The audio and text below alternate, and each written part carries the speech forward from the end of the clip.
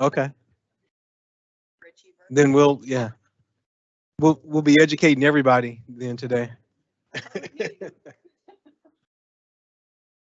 Okay, so we good just inside the room. Okay, great. All right. Again, thank you for being at our CCP meeting this afternoon. Just a couple of announcements before we get going on our agenda today. The Community Corrections Partnership welcomes you to this meeting and encourages your participation. The agenda contains a brief general description of each item to be considered today. The chair will call for the public comment as each item is heard for those who are present in the meeting and wish to speak to an individual item. If you wish to speak on a matter which does not appear on the agenda, you may do so during the public comment period. And we do have virtual meeting information as a courtesy. The CCP meeting is available to be viewed virtually by the public via the link that's found on the agenda. And there will be no ability to make a public comment via the virtual meeting. So I will remind all of our executive members of the CCP to speak clearly into the microphone, at least one that works in front of you, so that those who might be listening virtually can participate and can hear the conversations. All right, so we're going to go ahead and call the meeting to order, and also we're going to go to. Before we do that, I'm going to move item C up to before item B and make a couple of announcements. The first announcement is I'm going to welcome and seat Sheriff John Zanoni to the CCP Executive Committee. I want to say welcome to Sheriff Zanoni and thank you for being here and for your participation. Thank you very much. Great to be here and looking forward. Excellent, thank you. And then also we're going to be recognizing Clovis Police Chief Kurt Fleming to the Executive CCP board today. I do want to make just a thank you and a shout out. I do not see Chief Neil Dadian here, but I want to say and express my sincere thanks to Chief Dadian for his 2 years of work on the CCP Executive Committee. Done some really great work in partnership with all of us. And just so that you know, the Fresno police chiefs select amongst the chiefs in the county of Fresno who is going to sit on the CCP board. And so Chief Fleming has been elected to serve in that capacity by his fellow chiefs in Fresno County, and you're going to serve for 2 years, right? Correct. 2 years, and it was more voluntold. Oh, okay, there you go. No, I'm excited to be a part of the board. Excited for the training today so I can learn what the history is of CCP. Excellent. Thank you so much. And yes, and so with that, I just wanted to get that little piece of work done. So going back to item B for approval of our minutes from the December 12th, 2022 meeting. I'm hoping all the information that was sent out earlier you've had a chance to review all of the minutes from the previous meeting on December the 12th. And first, I'm going to ask for any public comment in regard to those minutes from the December 12th meeting. Any public comment regarding those last minutes? Oh, I'm sorry. Yeah.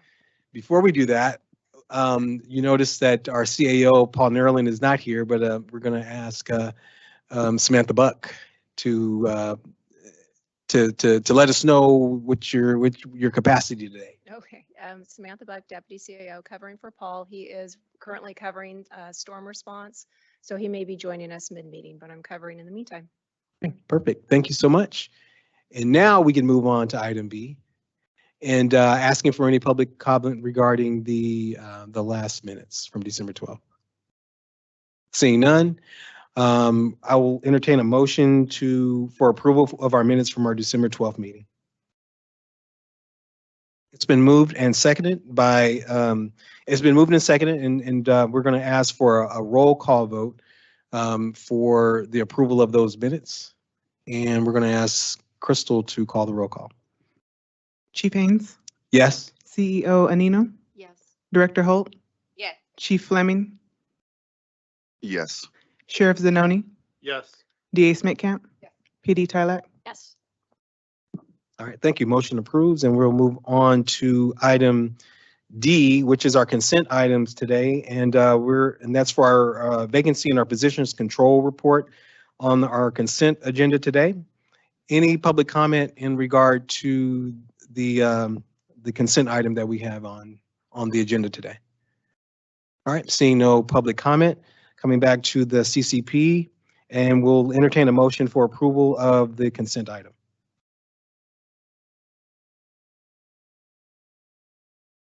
I'll make a motion that we approve. Second. All right, it's been moved and seconded for our consent item to be approved, and we're going to ask for a roll call vote. Chief Haynes, Aye. CEO Anino, Yes. Director Holt, Yes. Chief Fleming, Yes. Sheriff Zanoni, Yes. DA Smitcamp, PD Tylack, Yes. motion carries. All right, thank you. And under item E, we will receive our fiscal year 2022-23 mid-year report and provide direction regarding the preparation of the fiscal year 23-24 Community Corrections Partnership AB 109 budget. We have Deputy Chief Yusel Zalapa, who is going to provide that presentation for us this afternoon.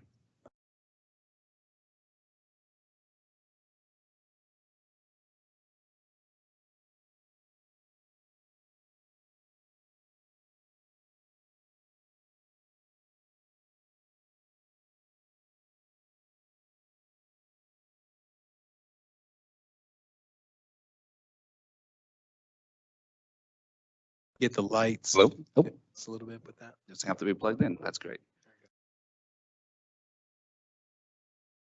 Thanks, Chief. Good morning, CCP board members. I'll keep my remarks brief as I know we have a training coming up. This is the fiscal year. Item E is to receive fiscal year 22-23 mid-year report and provide direction regarding the preparation of the 23-24 Community Corrections Partnership AB 109 budget. The first slide here shows a summary of what is on your agenda packet as Exhibit E. Just some noteworthy or outliers here. The Department of Behavioral Health is growing at 27%. The second quarter expenditures include the first quarter expenditures. That's why you don't see one in the first quarter expenditures. They're currently on track as same expense levels as they were in the previous fiscal year. Clovis PD, they're at 64% due to some additional overhead charge. Their business office has been advised and we'll be monitoring those expenses. Wheatley PD is at 31%. That was because there was no officer on the second quarter to bill for. Kingsford PD was at 23%, and due to the officer assigned not being full-time, they were on light duty or out for a partial of the time. And Sanger PD, they're currently only at 3% of expenses because their officers didn't start until December 5th, 2022. Overall, CCP has expended approximately $22.3 million, which is 44% of the annual budget. And this is the same level of expense as it was in fiscal year 21-22. I will pause for any questions if there are any. Any questions at this point? Okay. Skip one. Okay. So the second slide here is just the images of the graphs that were on the second page of your Exhibit E. And this is just to present the revenues that are currently coming in.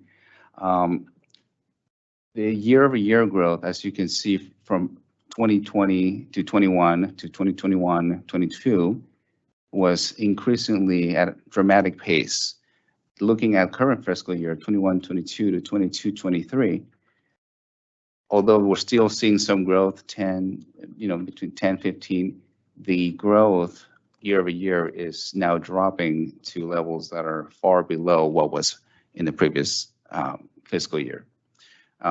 Something to note, in February, we saw a 30% increase year over year growth, and this February we're seeing a 6.1% increase. So keeping that in mind, it would be recommended that the looking at for next year's budget to continue at a current service level. And that's because according to the January budget, the statewide growth is projected to be $20 million. Compare that to the previous statewide growth of $300 million. It's a 93% reduction in growth. What does that mean for our base allocation? Well, our base allocation for 22-23 was $55.91 million, and for 23-24 is projected to be $56.51 million. Because of those reasons, it will be prudent to continue the next budget request at the current service level, and then come back in the June CCP meeting to be able with, once we have the updated May revision numbers, to see what those look like, and then bring that up to discussion to the CCP at that point in time. Okay, so help me understand this in Kirk Haynes' easy terms. But when we look at last year's growth compared to where we are, or what we anticipate for growth for this year, you said that there was a 93% reduction in the growth from what we saw from last year. Right. So 21-22 growth, which we received in December of this year, was $10.3 million.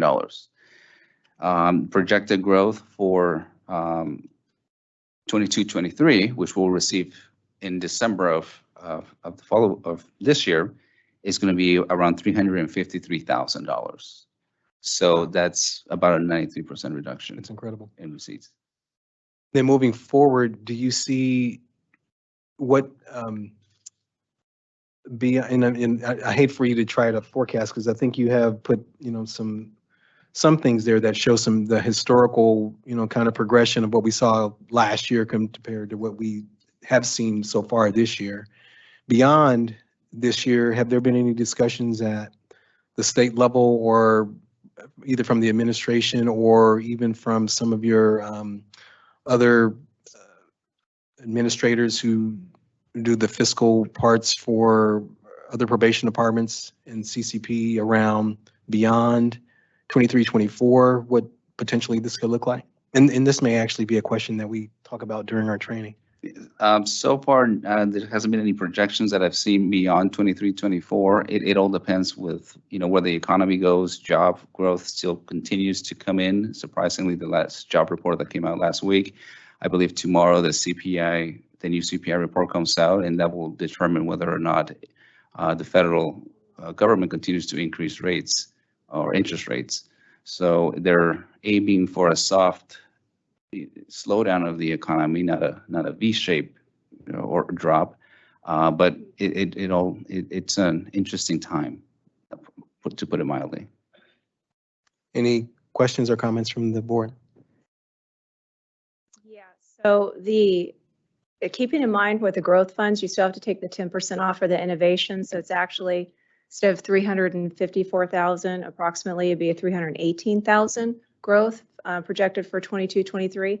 How does that, even if you come in with a current service level, how's that going to impact the fund balance? And I know you've provided a mid-year report, but really what would be helpful is giving the CCP projections for year end, and then wrapping into that what you anticipate would be for going into next year. Right. So the thought was to do that at the June CCP meeting after all the budgets are submitted from all the agencies, because at that point in time they'll have the May revision numbers, which could, think about it, from January till now, or from the previous, I believe it was around December, we were anticipating a 50% drop in growth, and now we're at 93% in just a couple of months. So who knows what could happen between now and May? So once those May numbers come in, at the June meeting, we should come in with, okay, this is what the ask is from all the agencies. This is what the new projections are. That could be better, it could be worse. And that's when we can have a discussion as to what we can do. Now, if you're right, so once we take away the 10%, that growth drops to 318,000. Looking forward, if last year the CCP budget grew 7% year over year from the previous year. If we continue that trend, that 7% trend, that means that the budget goes from 50.7 million to around 54.3 million, which puts us very close to the actual base allocation that the county will be receiving. The year after that, we could potentially, if we see another 7% growth, the allocation will be around 56.9 million, and the budget will be at 58 million. So now we're going into the negative, where we actually have to start using some fund balance to balance the budget. Okay, this might be a silly question.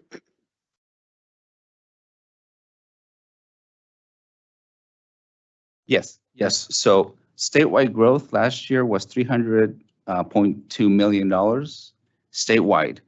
And this year for the state, the entire state, the growth is going to be 20.01 million. So that's the drop is across the board. It's going to be a significant impact, to say the least. And I don't think it's surprising that we've seen these kind of reductions, but 93% is incredible. It's just incredible. So, so the direction that the agenda talks about, UCL, is that departments and anyone who's receiving funding when we put our new budgets together is current service level budget, just so that we can start from, at least from where we are, notwithstanding, different, salaries, benefits, and all those kind of things that have to be worked into that. Correct. Right. Any other comments from the CCP board members? So I just have a question, Yusel, since I'm new.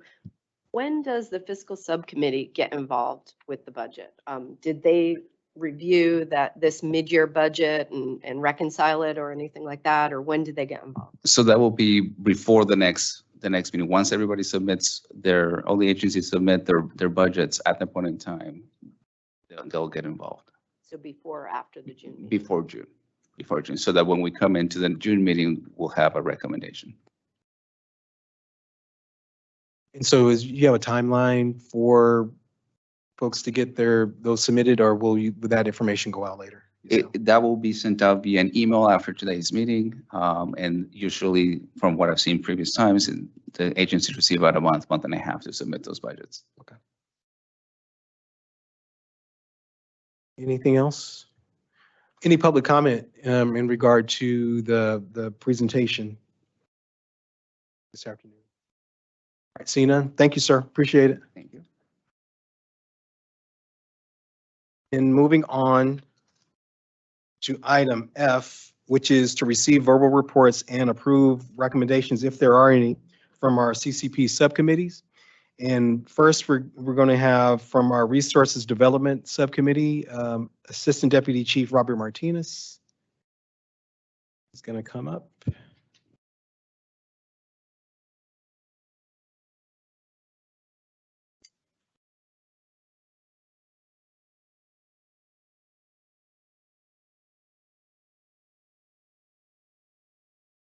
Whoops. Is it on? You're gonna have to give him that remote one there. So.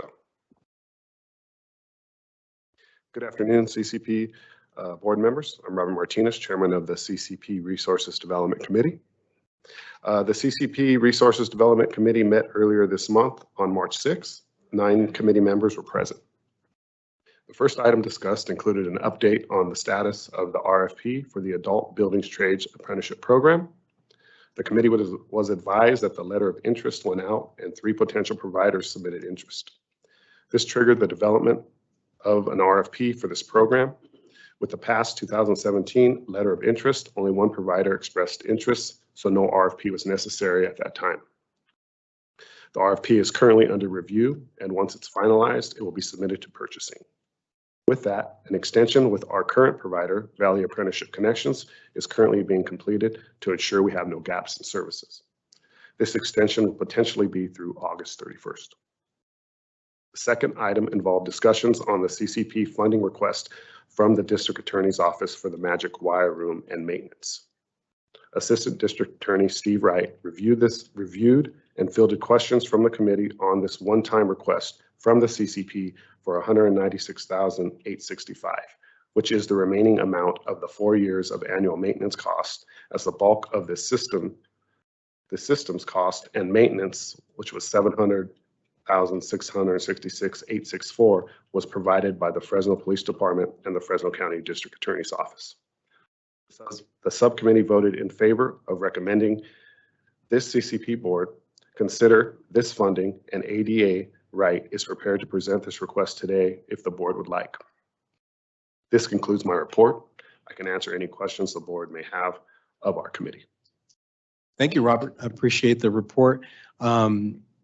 Any questions from the CCP members? I think I would like for ADA Wright to come up and explain a little bit about the wire room proposal.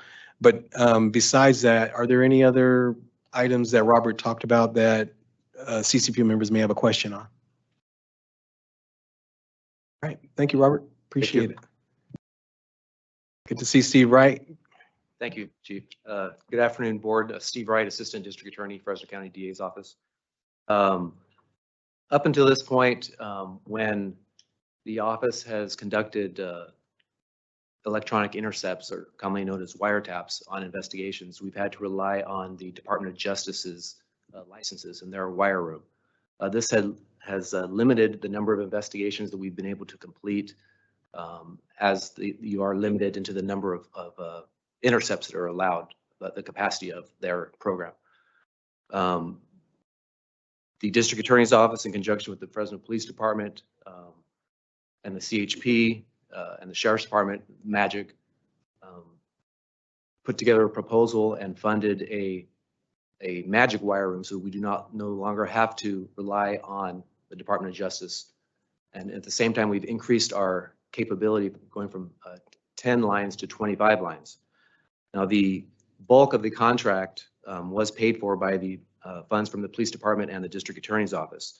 It's a 5-year contract, and the first year of that contract, there are no maintenance fees.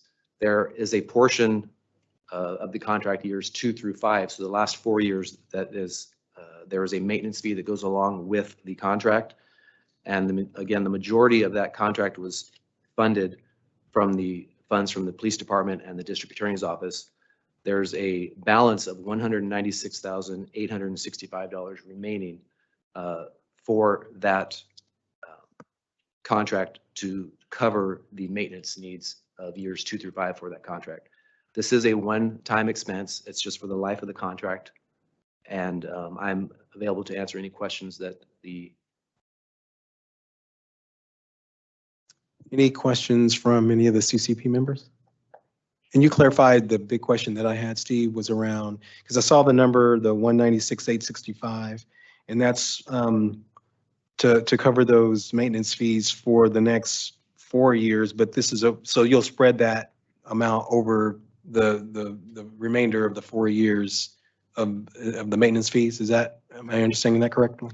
I believe we kind of got a volume discount by paying for 4 years of maintenance at the current time. Gotcha. So the contract amount is due now, but the contract is valid for 5 years of service. Okay. Perfect. All right. Any other questions? Yes. I just have one question. After this contract ends, what's the plan for sustainability? I imagine these fees would grow. It would be an entirely new contract, Okay.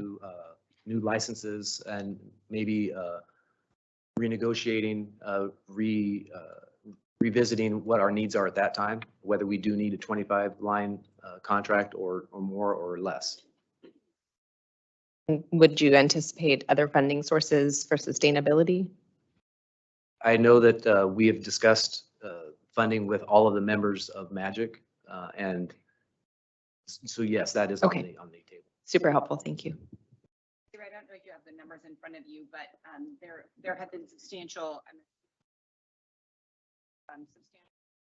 amounts of money that have been basically cobbled together to pay for this wire room. So if you could just inform, I know probably Sheriff and I have some information because we both work, on the policy and direction of the policy and direction committee of MAGIC. But can you explain to the rest of the board who may not know 2 things? One, why is there a need for 25 lines, and how has technology and the use of technology by gang members, many of them who have been released and who are out of custody when maybe they should still be in custody or are being released early, which we all know is a big issue.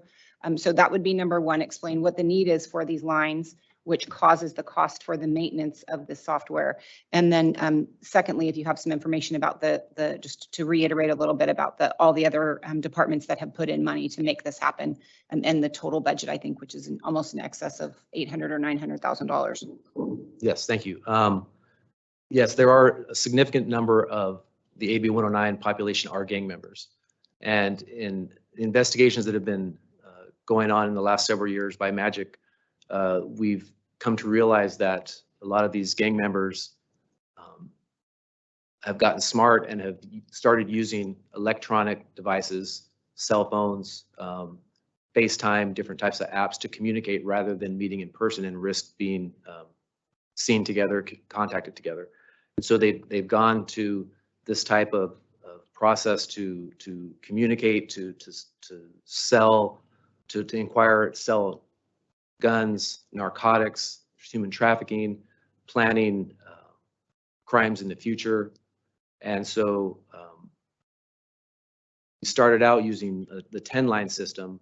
We soon realized that the individuals that are being intercepted, sometimes not that they know, but they suspect that they might be being monitored. And so they will drop a phone and get another phone. So we have to be able to quickly go up on another line. Likewise, when the investigation grows and we determine that there are a lot more individuals involved than we initially believed, it requires additional lines to be able to go up on in order to monitor their criminal activity. The total cost, I believe, is $766,864 for the hardware and the maintenance. The Fresno Police Department partially funded the purchase of the hardware and software licenses by providing $320,000 of Project Safe Neighborhood funds. The Fresno County District Attorney's Office allocated $250,000 for this expansion. 122,000 of that 250 covered part of the maintenance cost, which was 324,000. And so that leaves a balance of $196,865, which includes everything, including the maintenance for the next 5 years. It's a 5-year contract, but the maintenance part is years 2 through 5. Got it. Thank you. Any other questions from the CCP or comments? All right, thank you. Any public comment in regard to ADA rights presentation or from Assistant Deputy Chief Robert Martinez's presentation from the Resources Development Subcommittee? All right, seeing none, we'll bring it back to the CCP, and I will entertain a motion for the recommended approval of the request for. Let me make sure I got this right. What do we call this? It's for the Magic Wire Room. We would be entertaining a motion for approval to fund the Magic Wire Room with the requested budget amount of $196,865 as a one-time allocation. So moved. Is there a second? Second. It's been moved and seconded, and we will ask for a recall vote. I'm sorry, a recall vote for a. No, we're not asking for no.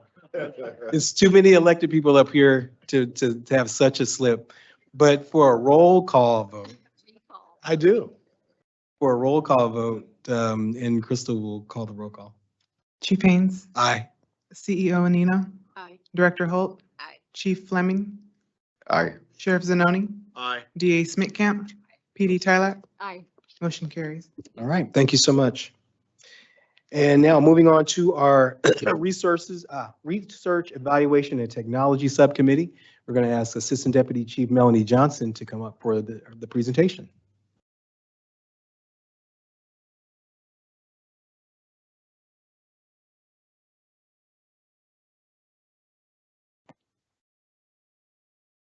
Oops. Is the light on? Good afternoon, members of the CCP. The Research, Evaluation, and Technology Subcommittee submitted the scope of work to evaluate the CCP-funded entities at the last meeting. The scope of work was submitted to county purchasing to move forward in the RFP process prior to the last CCP meeting in December. The county purchasing analyst assigned had to seek clarification from county council regarding some data security issues and had a few clarifying questions. The requested revisions were made and resubmitted. Since then, the county purchasing analyst has changed and the newly assigned analyst had additional questions. All the questions were answered and resubmitted to be reviewed by county purchasing. Any questions on that? Yeah, what's your anticipate, I mean, when, do we have any idea from purchasing when they would respond and give us approval to move forward? I am going to defer to the analyst.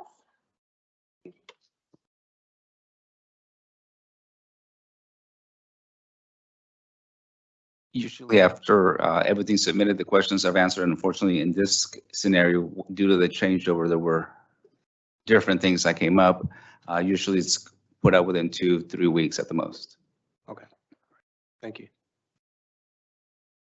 Yeah, more? That's it for that. Okay, And in regards to the data tracker that was sent out, this reflects the data from October 1st, 2022 through December 31st, 2022. And please let me know if there's any questions. and just to catch up our newer members to the to the subcommit to the CCP, every quarter we have our folks that are on the research evaluation technology subcommittee will publish the data for this quarter or the quarter that was just ended prior to this one.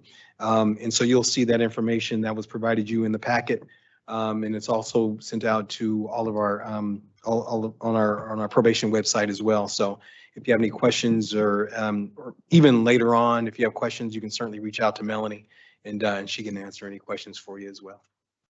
All right. Anything else, Melanie? That is it, Chief. All right. Any questions for Melanie before she takes her seat? All right.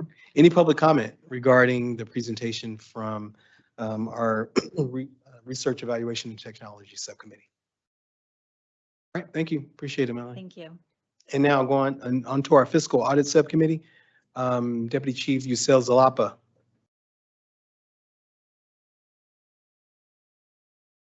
I have nothing further to talk about unless there's any other questions. You guys are done with me, right? Okay.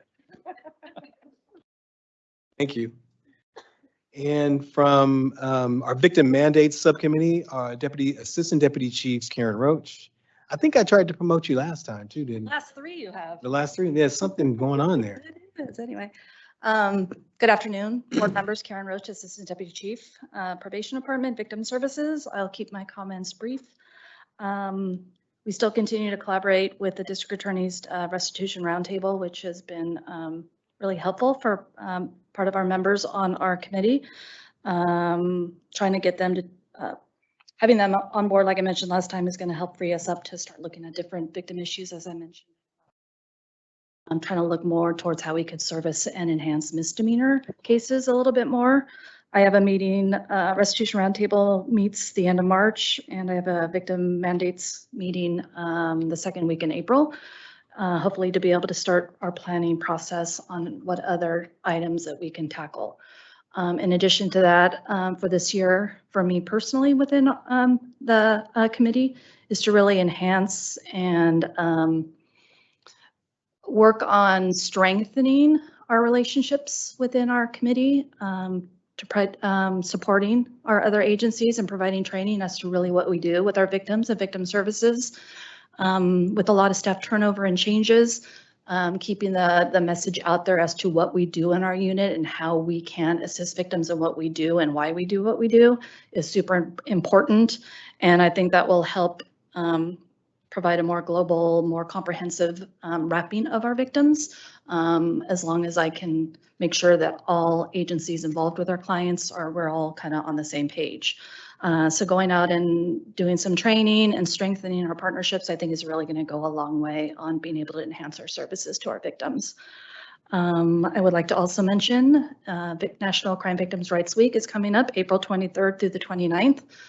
We will be having our quilt dedication ceremony on the 25th, which is a Tuesday from 6 to 7.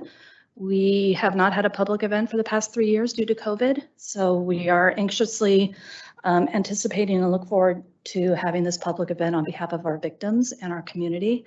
We will be dedicating 22 new patches this year. That is a lot. So it's going to be pretty meaningful for everyone that is going to be able to go, because we're there for all of our families and all of our victims.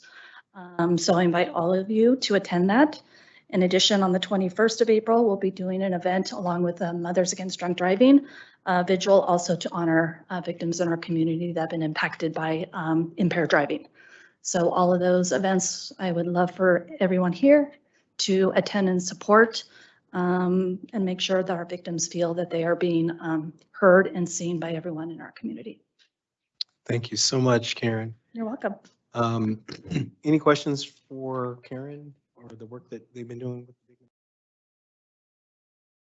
Thank you so much. And I just want to say, and because I know all of the other agencies that are involved from the CCP that are represented that work with Karen and work with our victim advocates, and just the incredible work that they do on behalf of victims and on behalf of families. And to think about 22 quilts that will be, patches that will be unveiled, that's pretty incredible. And so I just want to extend my appreciation to Karen and especially for her staff for the work that is behind, a lot of behind the scenes work that goes on, but is so meaningful and so impactful. So thank you so much. Thank you. Any public comment regarding the Victim Mandate Subcommittee report out? All right, seeing none, we'll move forward to our Adult Compliance Team Subcommittee, and we're going to ask Assistant Deputy Chief Manuel Silva to come up.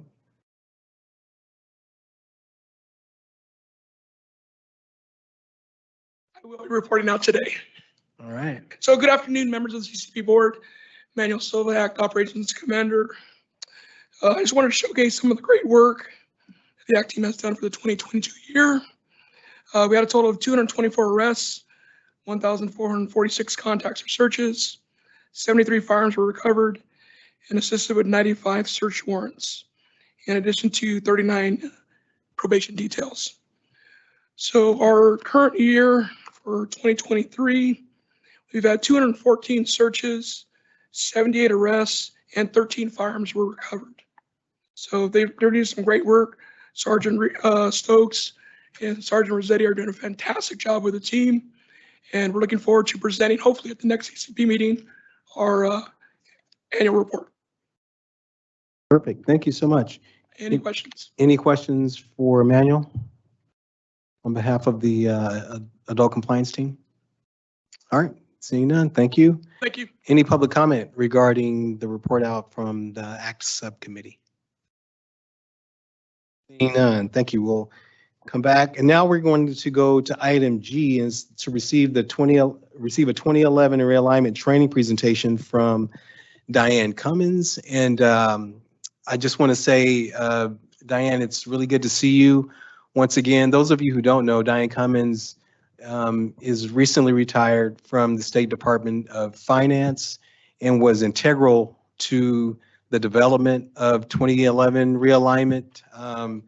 Not sure if it could have gotten done had she not been at the helm at that time. And so it's really important information that she's going to be sharing with us today.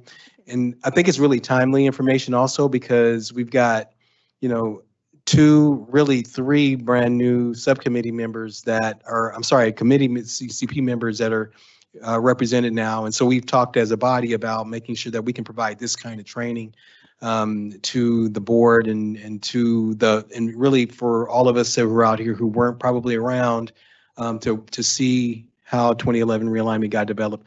And I don't know, Paul, if you wanted to say anything, because I know you've got a working relationship with Diane as well. Well, I know Diane loves accolades and lots of, no, she doesn't. No, she's, no, it's a privilege. I've had the chance to sit through some of Diane's presentations. And for me, I was not in the chair I'm in or similar when this was happening. So it helped me immensely. And every time I hear her present, I learn new things, but not just her experience, but just her insights and her humor sometimes about what was really going on when these things were being put together. So it's a privilege, Diane, to have you here. To me, there's nobody better that we could have than you to present this. So thank you very much for being here. Thank you. Yeah, and I really appreciate you coming because I know how busy and how sought you are for this kind of training. So it's great that you would take time actually to come down and spend some time with us. But, you know, I know you've got your training materials here, and I think everything's been sent out, and so everybody should have that as part of your packet. But I really wanted, hopefully, Diane, that's an opportunity for us to ask questions and those kind of things that, you know, so it's, it may look like this big formal kind of environment for us to be able to have this conversation, but I really want everyone to feel comfortable and, you know, and being able to interact and to talk. So I'm gonna go ahead and give it to you and let you go for your 4-hour presentation. Not just kidding. Only 4? Yeah.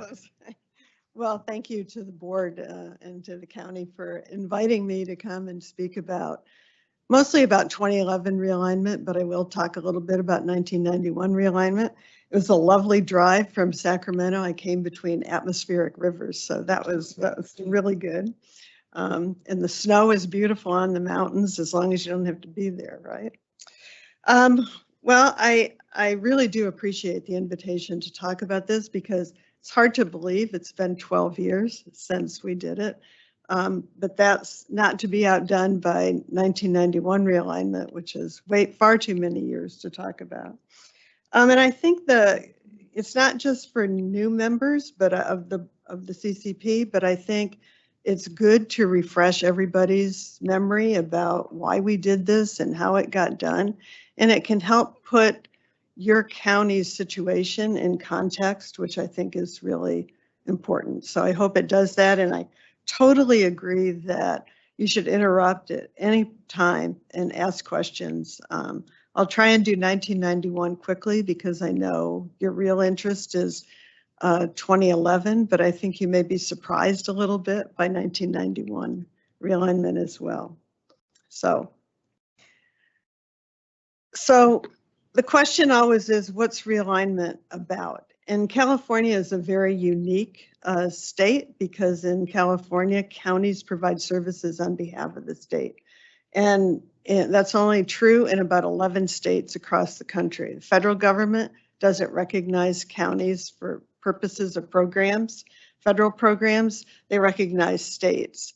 So you are very important to the state in terms of operating programs. So realignment is really somewhat about that state-county relationship. It's about the governance, who does what, who's running what program. It's about services, and it's meant to improve the ability of both the counties and the state to deliver services to the citizens of the state. And then nothing we do is finished until we have money involved. And so it's about the money. And realignment gives a benefit of money outside of the state general fund, including the two most important things, growth in the revenue source and protection of that revenue source for counties so that they can operate programs. When we think about realignment, you have to remember that the context is critical. Some people do not like, most everybody liked 1991 realignment. 2011 was a little more controversial, but the context of what was going on at the particular time is really important. And you have to think about the alternative. What was the alternative? And I think you will find that the alternative was unacceptable to most people. Everything is a compromise. This is a very large state. There are a lot of players in the system, and there are 58 counties. And so realignment has to sort of come together and be a compromise among lots of different parties. So it is not the only solution. It is not a perfect solution. Just remember, it's a compromise. Counties are key players in that operation of the program, in the compromise. The change, in my view, has to work on the ground. And if it doesn't work on the ground, it's not a good thing to do. And so counties are extremely important in any realignment. And then people, relationships, and trust are crucial to getting a solution and a workable solution, I would say. And we were fortunate in both 1991 and 2011 to have that. And I think we tried to embody all of those things that we think about realignment. So a little bit of the history. We didn't wake up one morning, and yes, I was at the Department of Finance in 1991 and way before that. We didn't wake up in 1991 and say, well, let's do a realignment. We had to have some history ourselves in order to do that. And the idea really came about back in the early 1980s. I don't know how many people here were in government when Prop 13 hit. I was at the Department of Finance, and it was a dramatic day in California when all of local government, including schools and community college districts, counties, cities, and special districts, lost $6.88 billion. And the state had enough money to bail out, we called it the bailout, bail out local government, not 100% of what was lost, but about 90%. And unfortunately, anytime you do that, anytime there's that kind of loss of money, and you could see just from the presentation of the fiscal realities of the CCP, for the CCP this year, that we probably weren't going to be able to sustain that kind of bailout. And so we never really drastically reduced local government funding after Prop 13, after the bailout. But we did, I guess the word would be, our budget problems now became local government's budget problems, because we had given local government such a significant amount of money that when the state had budget problems, you were going to be sort of swept into that problem.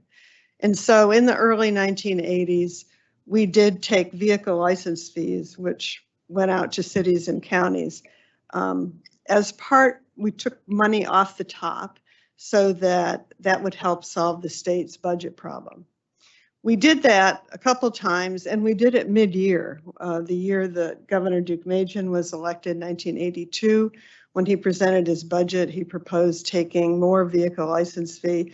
Counties, cities, special districts weren't involved, but they joined in, where local government was outraged that the state would do that, complained to the governor, who created the new partnership task force to examine the state-local relationship after Proposition 13. And there was a report issued, which is one of the more practical reports that I think has ever been issued on the funding and the interaction between the state and local government. And they suggested that one way to help stabilize county funding would be to realign programs in health and human services. You know, if you're in a federal entitlement program, the federal government pays 50%, the state pays, and the county has paid. Well, if we realign those programs with the state keeping entitlement programs, which are the more expensive programs, and the county taking discretionary programs, that's a way that you can help stabilize county funding, because entitlement programs generally cost more money. And the suggestion was to do that with a piece of the state tax base. Well, we never did actually do a realignment in the 1980s, despite trying several times. Governor Deukmejian liked the idea, but we couldn't quite make it work because he wasn't willing to raise taxes. He was only willing to share or exchange program costs. So in the late 1980s and 1990, there were very significant budget cuts to two important program areas: community mental health and indigent health. These were allocations of state general fund that went to counties to help support those programs. And it was a major recession. The end of the Cold War hit California very hard, particularly in Southern California. And so there was, you know, every year budgets were being reduced at the state and the county level. When Governor Wilson was elected in November of 1990, he faced a $7 billion budget problem, and the Department of Finance recommended that we eliminate state general fund for community mental health and indigent health programs, because those were discretionary programs. Governor said no, he was not willing to do that, find something else to do, and we thought, we have found a person who will do a realignment if we can get him to increase a tax. And remember, a conservative Republican governor just elected. And surprisingly, he said yes, because he sort of approved of the two taxes that we were recommending. One was to bring the alcohol beverage tax to the national average, and the other was to change the vehicle license fee depreciation schedule, which we all pay when we register our cars and when we pay our license fee every year.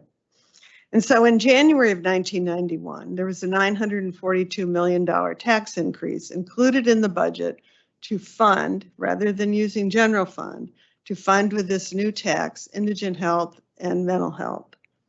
Just replace the general fund allocations. And the governor wanted a 0.5-cent sales tax for local public safety that counties could impose. So this was strictly a state county program change.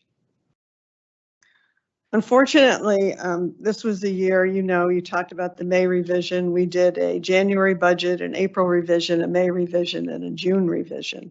It was a very significant bad budget year. And the budget shortfall increased to $14.3 billion. And so realignment had to grow. Now that alcohol beverage tax, we met the beer and wine industry and they didn't like that tax increase. So, and because realignment had to grow, we took that 0.5 cent that the governor had wanted for local public safety and folded it into 1991 realignment. And then we had to go out and find more programs to realign. Well, we didn't have any more big discretionary programs in health and human services. So we went to changing sharing ratios. And I'll show those to you in a second. But we needed to get an additional $1.2 billion put into realignment. Remember, the county already operated these programs. This was just a shift of money from state general fund to the new revenue source. The biggest policy change was in the flexibility provided community mental health. Would you have a community program or would you purchase a state hospital bed? Because before this, most of the money went to purchase state hospital beds. And so this was the time when the change came, that we went much more in the direction of a community mental health program. These were the programs that were realigned. So the transferred programs are at the top before the county cost sharing ratio. And you can see we had to add not just the community mental health program, but the state hospital services. That's the money we sent counties to purchase those beds. And the institutions for mental disease, which are in a locked facility, because the federal government won't share in those program costs, we shifted them to the counties. And I would just say all of these have had probably some unintended consequences, but at the time, this was a way to save the programs. In public health, there was the ABA County Health Services Program, local health services, a small program, and then two allocations for indigent health, County Medical Services Program and a Medically Indigent Services Program. And then because you have to find $2.2 billion, we had local block grants that were put into the program that you probably have all forgotten about. So Chief, you could get some county juvenile justice subventions out of 1991 realignment because they were actually transferred to the counties, realigned to the counties at that time, as were some small county stabilization subventions.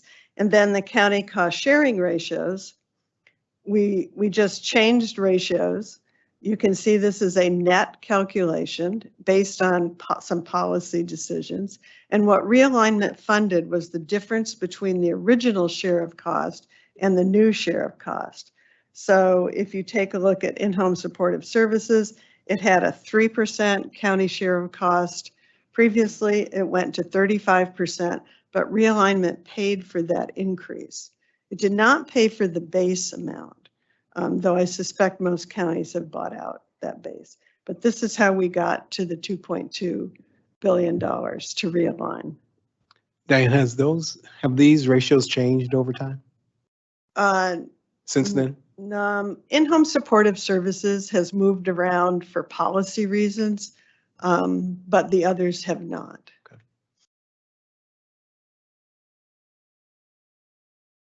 Well, the funding structure of 1991 is these are state revenues. They are not local government money. They are raised by the state, put into a fund, a trust fund for locals. Is the local revenue fund allocated to counties to your own local revenue fund. And there are three primary accounts, and it makes sense when you look at how the programs fell in line. There's a social services caseload. Those are all the shares of cost. It's not really caseload, it's really cost. But that's calculated 2 years in arrears. So if you're a county, you sometimes don't catch up to the money that you need to fund some of that caseload in bad times. You will have a problem and have to keep track of that. There's a mental health and then a health account and the health has CMSP. First year was replacement for what would have been general fund. The significant benefit is that revenue growth. This was dedicated revenue to 1991 realignment. So whatever came in, counties get the benefit of that. The base is a rolling base, which means this year's allocation plus your growth equals next year's base. However, as was pointed out in your earlier presentation, sales tax can go up and down. And in this case, if the revenue declines below the base, that means the base is lowered and there's no mechanism to restore that base. That becomes the new base, the lower level. The only thing that has to be kept track of are those caseload costs, because those are state reimbursable mandates. And so the state, to protect itself, said that gets funded first, all the rest is yours. So it has to be funded first. So if revenues are short and you can't fund them, you keep track of the caseload account and fund that before you give any growth to social services or to mental health or indigent health. The funds are allocated by the state controller on a monthly basis as the money is received. You can track it on their website. I'm sure your fiscal people do that. It's under their local government apportionments, fund allocations. The fiscal year is different for realignment. You heard that the growth was sent out in December. That was particularly late this year. It really should be in October. For sales tax, the fiscal year is September through August. For VLF, it's August through July. And that was changed for cash flow purposes. In this state, it used to take 2 months for revenue once a point of sale to get to the state. So there was a 2-month lag. So we changed the year so that you had the benefit of cash. And so doesn't change anything. You get all the money that you're supposed to get. The growth funds are allocated in early October. They aren't known until late September. And then the Department of Finance is responsible for the revenue estimates for realignment. And those revenues are updated every January and May, and you can find them usually in the governor's budget summary, if not in the big governor's budget. And I should say that the state did not allocate the growth. I learned a long time ago, don't get in the middle of a county by county allocation discussion. The state has no interest in that other than to make sure, in this case, that our mandates were covered. After that, it was given to the County Supervisors Association, who gave it to the county administrators to come up with an allocation plan for the growth. And that was totally on behalf of the counties, because all 58 have to agree. So you have to have Los Angeles happy, and you have to have Sierra and Alpine happy, and everybody in between. So State should always stay out of that. Did we learn anything from 1991 realignment? Well, in retrospect, yes. It took a few years, but we did learn some things. Realigned programs may not be adequately funded prior to the transfer. Well, that was certainly true for 1991. No automatic way to restore the base, which means that counties have less predictability. So if you always know you're going to get your base funded, that at least gives you a baseline so that you know what you're going to get back to. In this case, you didn't have that. Revenue growth may not keep pace with increased program costs, so population, inflation, because we're dependent on the growth of vehicle license fee revenue and sales tax. So that may not equal in all years your inflationary costs. Funding may be considered a free source. There were many times when the legislature made significant changes to some of the programs, particularly in the children's area, and they would say, well, we'll fund the state general fund share, but the counties can fund their share out of their realignment money. Well, pretty soon, if you do that enough, you don't have the same program that you realigned. And so that is really sort of unfair to the counties who are trying to run the programs. The state or federal government can change program requirements. It can change the nature of realignment. And that certainly has happened in 1991 realignment. In-home supportive services was not an entitlement program when we realigned it, and we turned it into one without thinking about sort of the implications for 1991 realignment. And there was no change in the state role or no forum for discussion. And we realized after the fact that that was probably a huge oversight, because the implementation of something as big as a realignment is as important as doing the realignment itself. And so in this state, no one talked about mental health really until then Assemblymember Steinberg started talking about his homeless mentally ill program.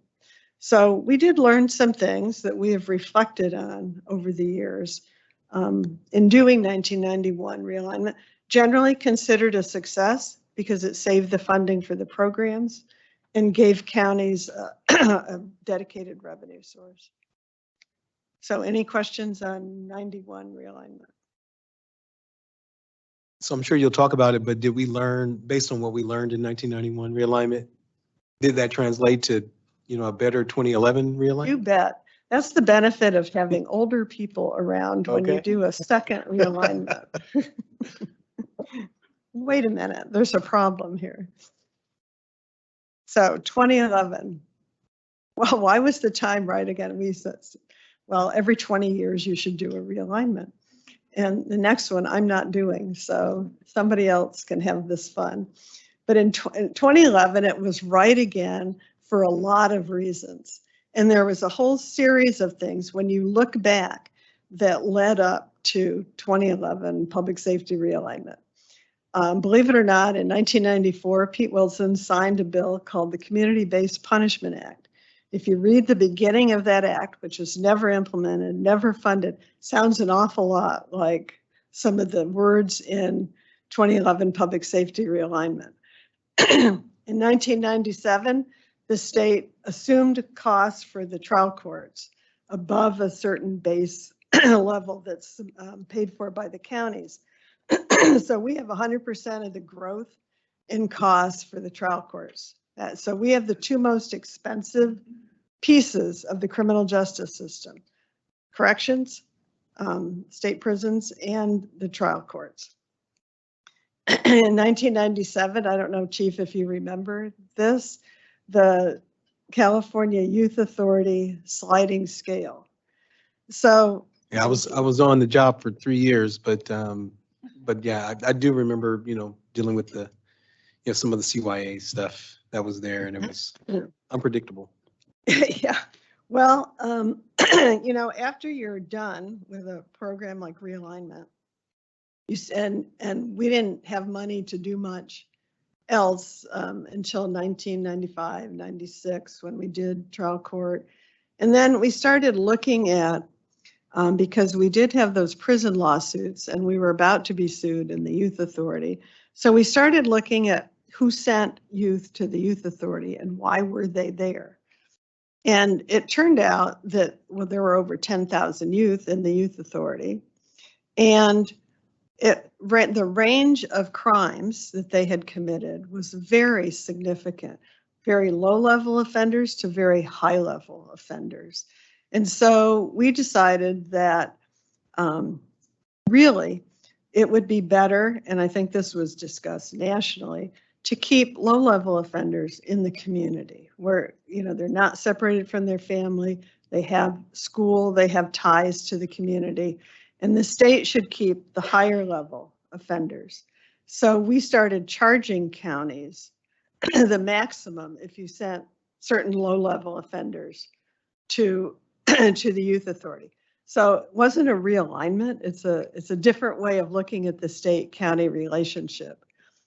So that was one of the first things that we did in the criminal justice system that gave us this thought about how the state and the counties interacted. And I will say that the counties and particularly probation really stepped up, and that population went from over 10,000, it quickly dropped by 4,000 to 5,000 youth. So it was a moment, when the light bulb went on and people started talking about that, about the system in a different way. In 2007, because there were still a few thousand youth in the Youth Authority, which probably was called Division of Juvenile Justice by then, we decided to do it a different way, to actually share some of our savings with the counties if they kept more juvenile offenders at home. And yes, you did. Once again, stepped up. It was a significant drop in the population. So those two things are really important considerations.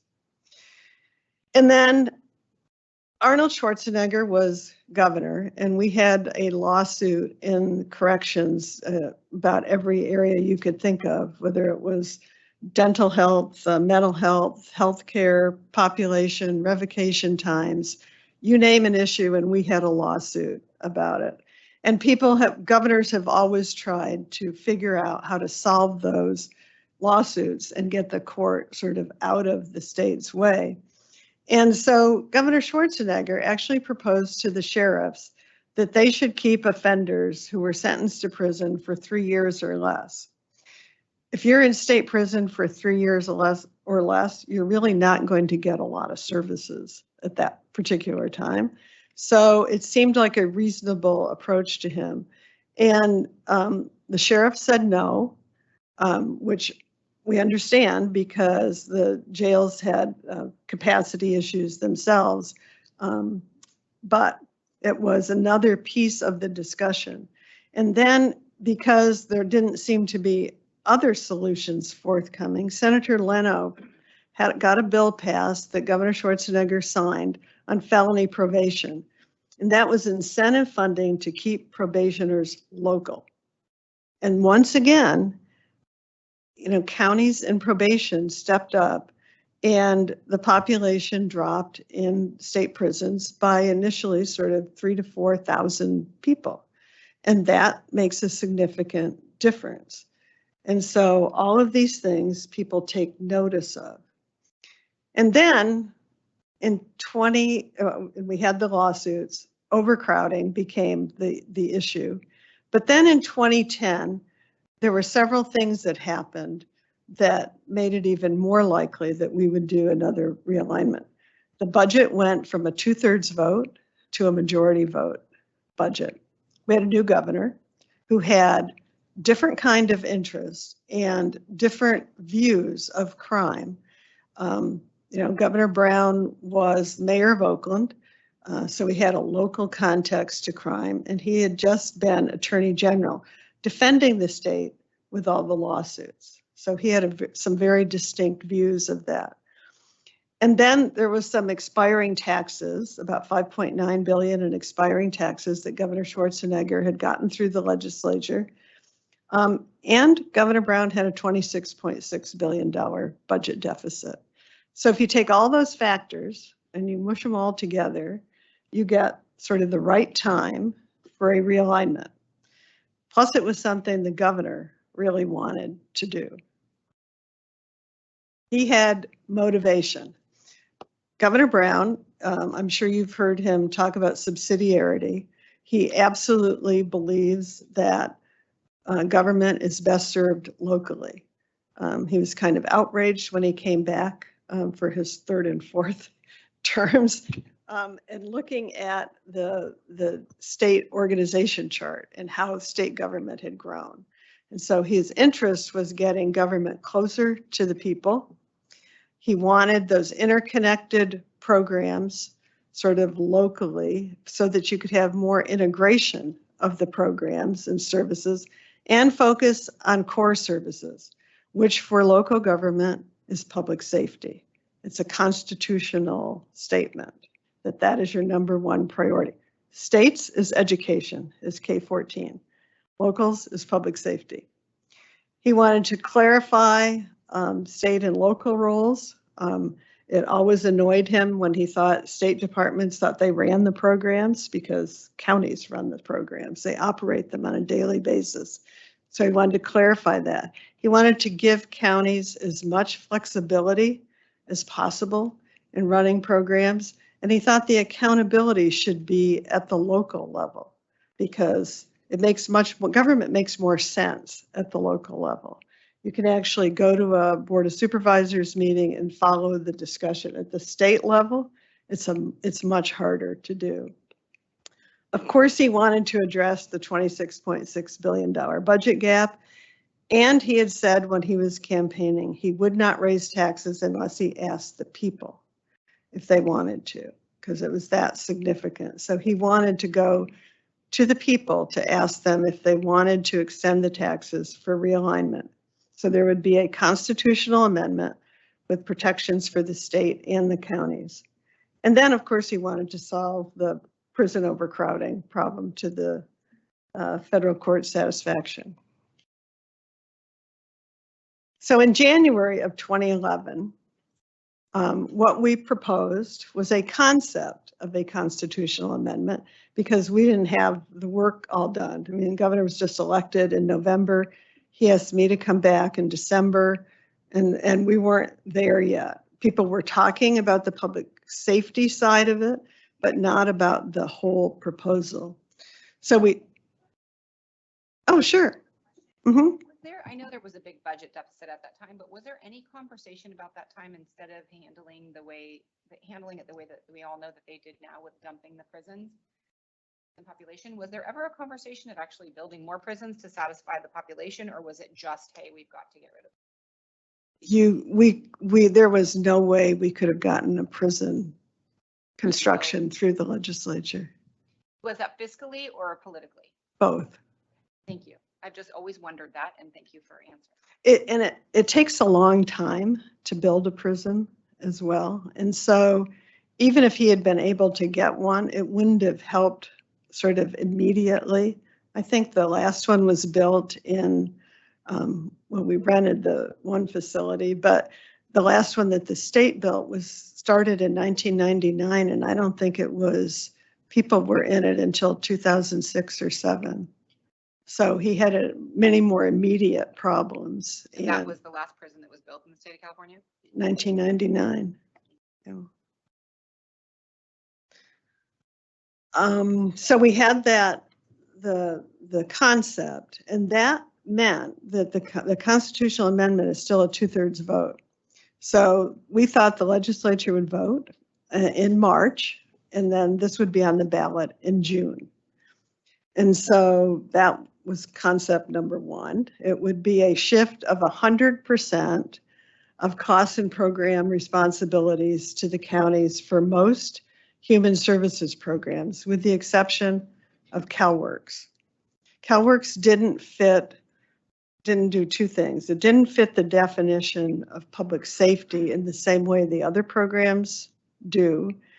And if you're going to the ballot to talk about it, I will say that talking about welfare, which is what CalWORKs is, it's the old AFDC program, it is not a popular concept politically to talk about in a campaign. And so there were a couple reasons why CalWorks was left out. But that meant we had to find other money. So we actually took 1.12 billion that had been funded in 1991 realignment, and we moved the program over to 2011. So 1.12 billion stayed in 1991, and we used that to fund a CalWorks MOE, which is just helping the state pay for our costs. No change to the locals, and instead made that piece of the mental health program funded out of 2011 realignment. So no change, just a funding source change. And then there'd be a shift of certain public safety subventions from the general fund to the new fund source. And in January, it is important to note that the proposal was a shift of responsibility for all nonviolent, non-serious, non-sex offenders, all of state parole, and all of the juvenile population to county, and all revocations to the court with revocations time served in county jails. That was the January proposal. Wow. So it included parole. I wasn't aware of that. Included, State parole. oh yes, all of state parole. Wow. Yes. Well, that all ignited a lot of discussion. And the governor and people had certainly been talking to sheriffs, probation, counties, law enforcement, police chiefs, district attorneys about this a little bit before he was elected. He didn't come up with this idea right after he got elected. People had been talking to him about it beforehand. So here's a mistake we made. See what we called it? Phase 1. Never do that. Because then the first question people have is what? What's phase 2? Well, focus on phase 1, people. Focus here. So this is what we propose to realign. Notice the first line, fire and emergency response activities. Well, that was kind of like meeting the beer and wine industry. We met the fire community, and they didn't want any part of it. And I have to say, it's such a complicated funding mix in this state, of the state paying, locals paying, cities paying, dependent districts, independent districts, volunteer. I mean, we couldn't figure it out, but that was in January. Court security, which the sheriffs had asked for. The vehicle license fee public safety programs, they are the only programs here that were going to be paid out of certain vehicle license fee money, and I'll give you a list of what those were. And then you can see the local jurisdiction for lower level offenders and parole violators, realigning adult parole and juvenile. That's the big policy change. Those were the AB 109, if you will, changes. And then the rest of it is taking all of those health and human services programs, or mostly human services programs, up to 100% share of cost to the counties. You are 100% responsible for the programs that were realigned, except you can see AB 3632. Counties didn't want that, so it went to the schools. But otherwise, the only changes we made were taking fire out in AB 3632, and then we made some program changes. But that was the January proposal. And the context and the reason, should be clear. All the multiple lawsuits. In 2009, the 3-judge panel had ordered the state to reduce its adult institution population to 137.5% of design capacity within 2 years. We had over 174,000 people in state prison. I mean, talk about chaos. Every prison was just chaotic. We had at least 250,000 parole revocations per year, people just cycling through the prison system, there for 6 months or less. By the time you get to a prison, you go to a reception center. You may go to an actual prison for a month or so. I mean, we were not doing anything for these people. They were just cycling through the system. And then in May of 2011, the US Supreme Court upheld the 3JP finding that overcrowding was the primary cause of the unconstitutional medical care. And so the alternative that they gave us was court release, which they were happy to do with no oversight.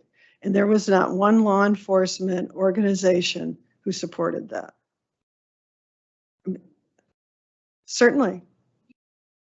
That there was, you said if inmates don't stay in the prison at least 3 years, they don't get a benefit from services. Oh, no, I didn't say that. Oh, I thought that's what you said. Did No, you say? if they're just there for 6 months or, when Governor Schwarzenegger, because they were so crowded, because the prisons were so crowded, if you were there for 3 years or less, that could be 6 months, it could be a year.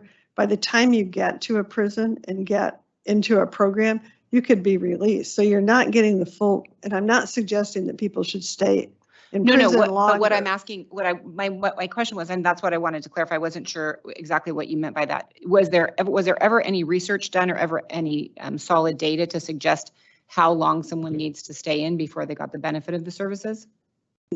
No, it depends on the program. It depends on how many people are involved. I mean, there's so many different factors. Yeah, no, that's, and he wanted to help. The other thing was the budget gap, the $26.6 billion, and then the governor's interest. He was extremely interested in doing this. Well, what happened in March? We continued to work with CSAC and the counties on the constitutional amendment. We reached agreement on a constitutional amendment that everyone agreed to. Advocates agreed to it, counties, CSAC. In your notice, I'm not mentioning the legislature. They kind of said, yeah, you try and do this first, and then we'll see if we have problems. Because if there are too many different interests involved, you can't get to an answer, and they wanted to see the answer. We had changes to some of the programs being realigned. As I mentioned, we took out fire and we took out 3632, but the governor could not get a 2/3 vote for the constitutional amendment.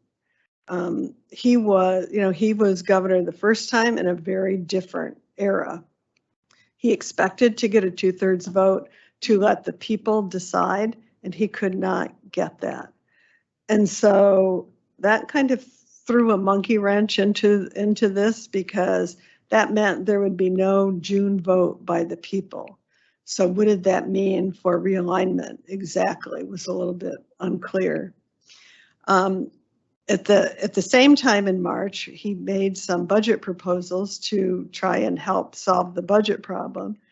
And then there were trailer bills, those statutory bills that are necessary to go along with changes to the budget. And one of them was AB 109, which implemented the community corrections proposal. And we had amended the proposal by this time, and we'll talk about that.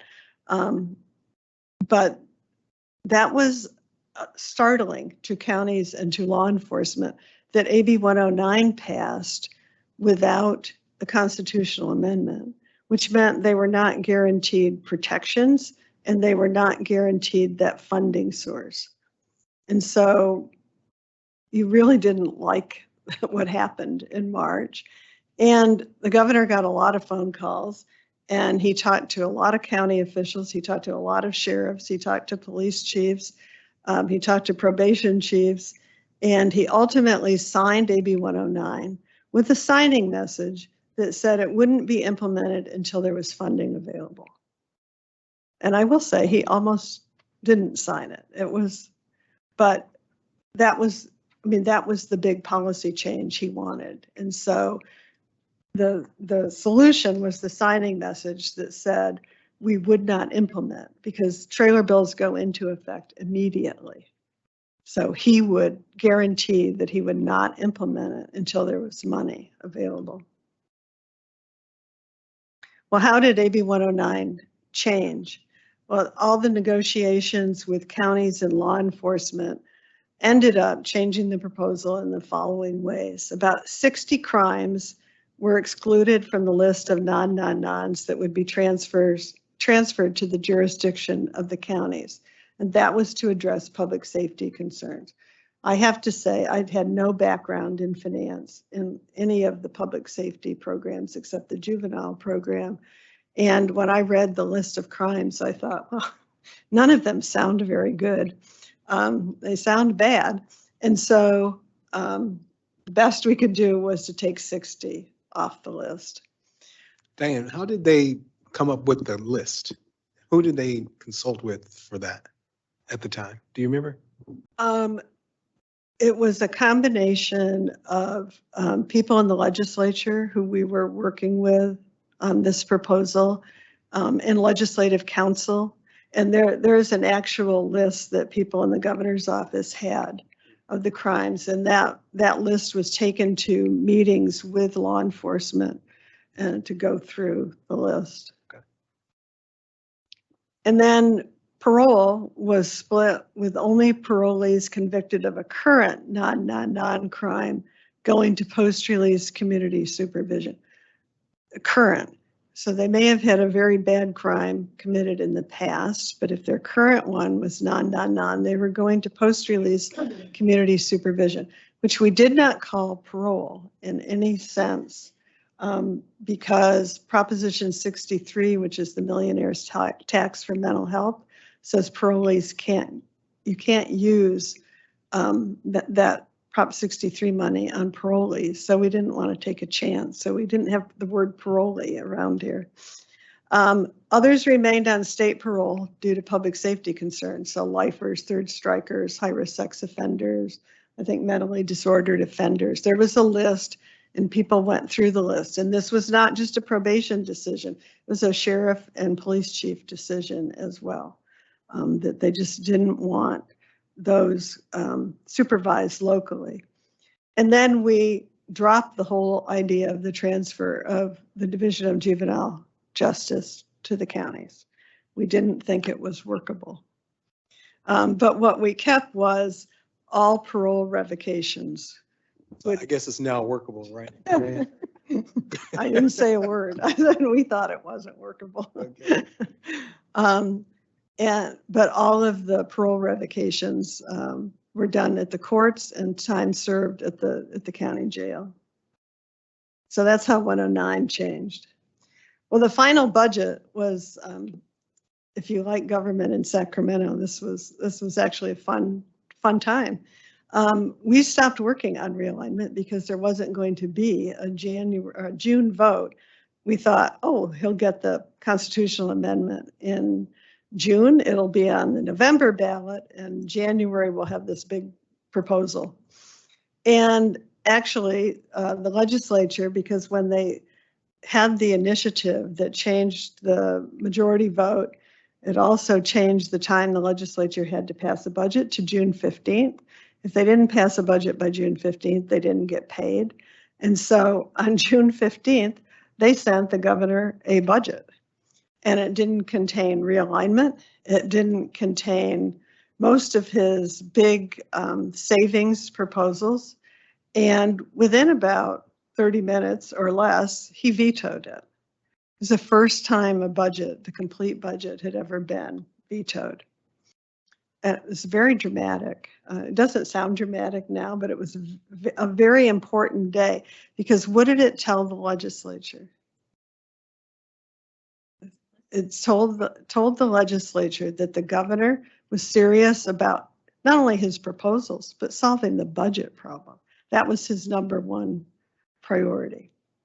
And so, but it was, it was kind of an awkward time. I always say we stayed on the first floor, they stayed upstairs, nobody talked. And then they kind of realized, oh, it's a majority vote budget. Democrats have a majority in the legislature. We better get a budget done or the people who voted for this initiative to do a majority vote budget could take it away.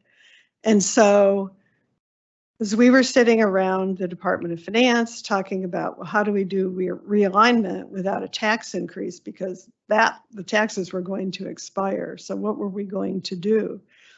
And another benefit of having been around a long time, I said, well, you know, the original Duke-Majan report idea was to take part of the state tax base and give it to locals.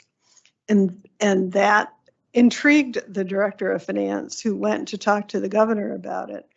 And that was how we ended up doing funding realignment.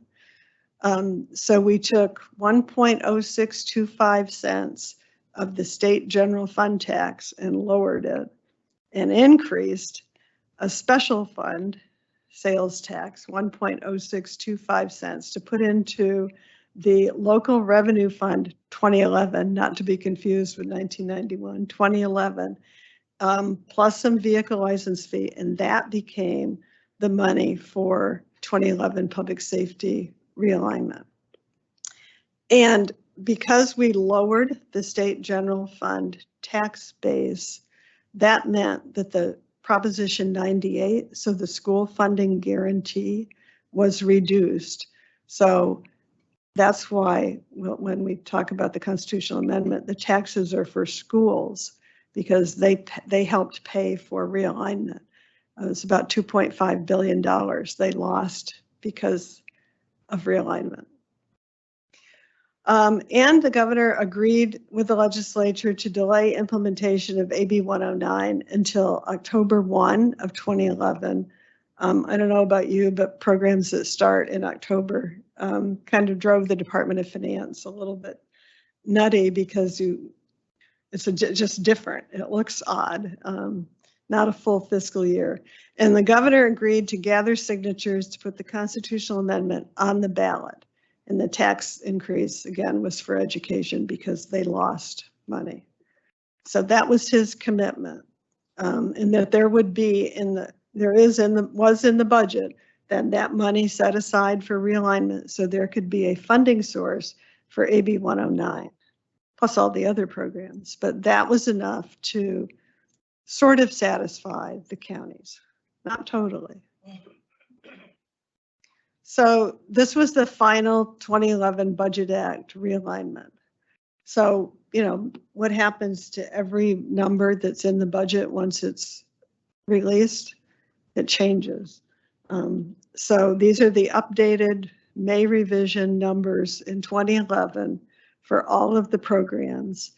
And in that very first year, we had to write this in a weekend after they made this decision, because they wanted to vote on it. So everything is in its own distinct little sub-account, but that was just for 1 year, we had hoped. So court security, local public safety programs, again, local jurisdiction for lower level offenders, parole, that's AB 109.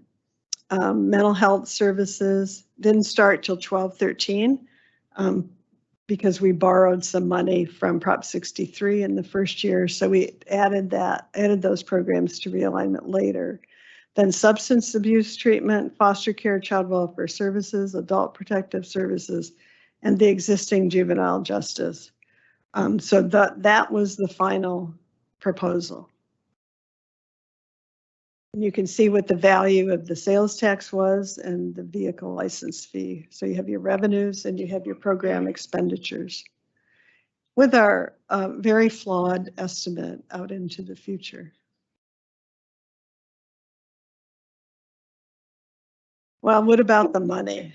Well, in all those human services programs, once again, you're only getting what you would have otherwise gotten from the state general fund, because that's what it is in the first year. It's just a replacement. AB 109 was the new program, the policy change. So we had to come up with an estimate for that. BLF was for local public safety programs. Mental health was set at the 1.12 billion. Funds flow exactly the same way as 1991 realignment. They're sent out monthly by the state controller. Fiscal year is the same as 1991. Growth is allocated in October.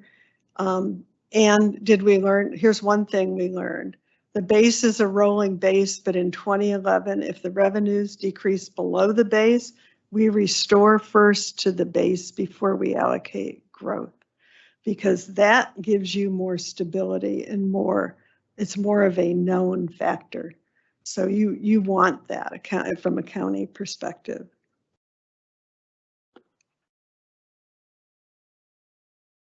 Vehicle license fee revenue was revenue that new cities had gotten. You know, when they incorporate, they got a bump in vehicle license fee in the old days until their revenues started coming in. Well, we took that.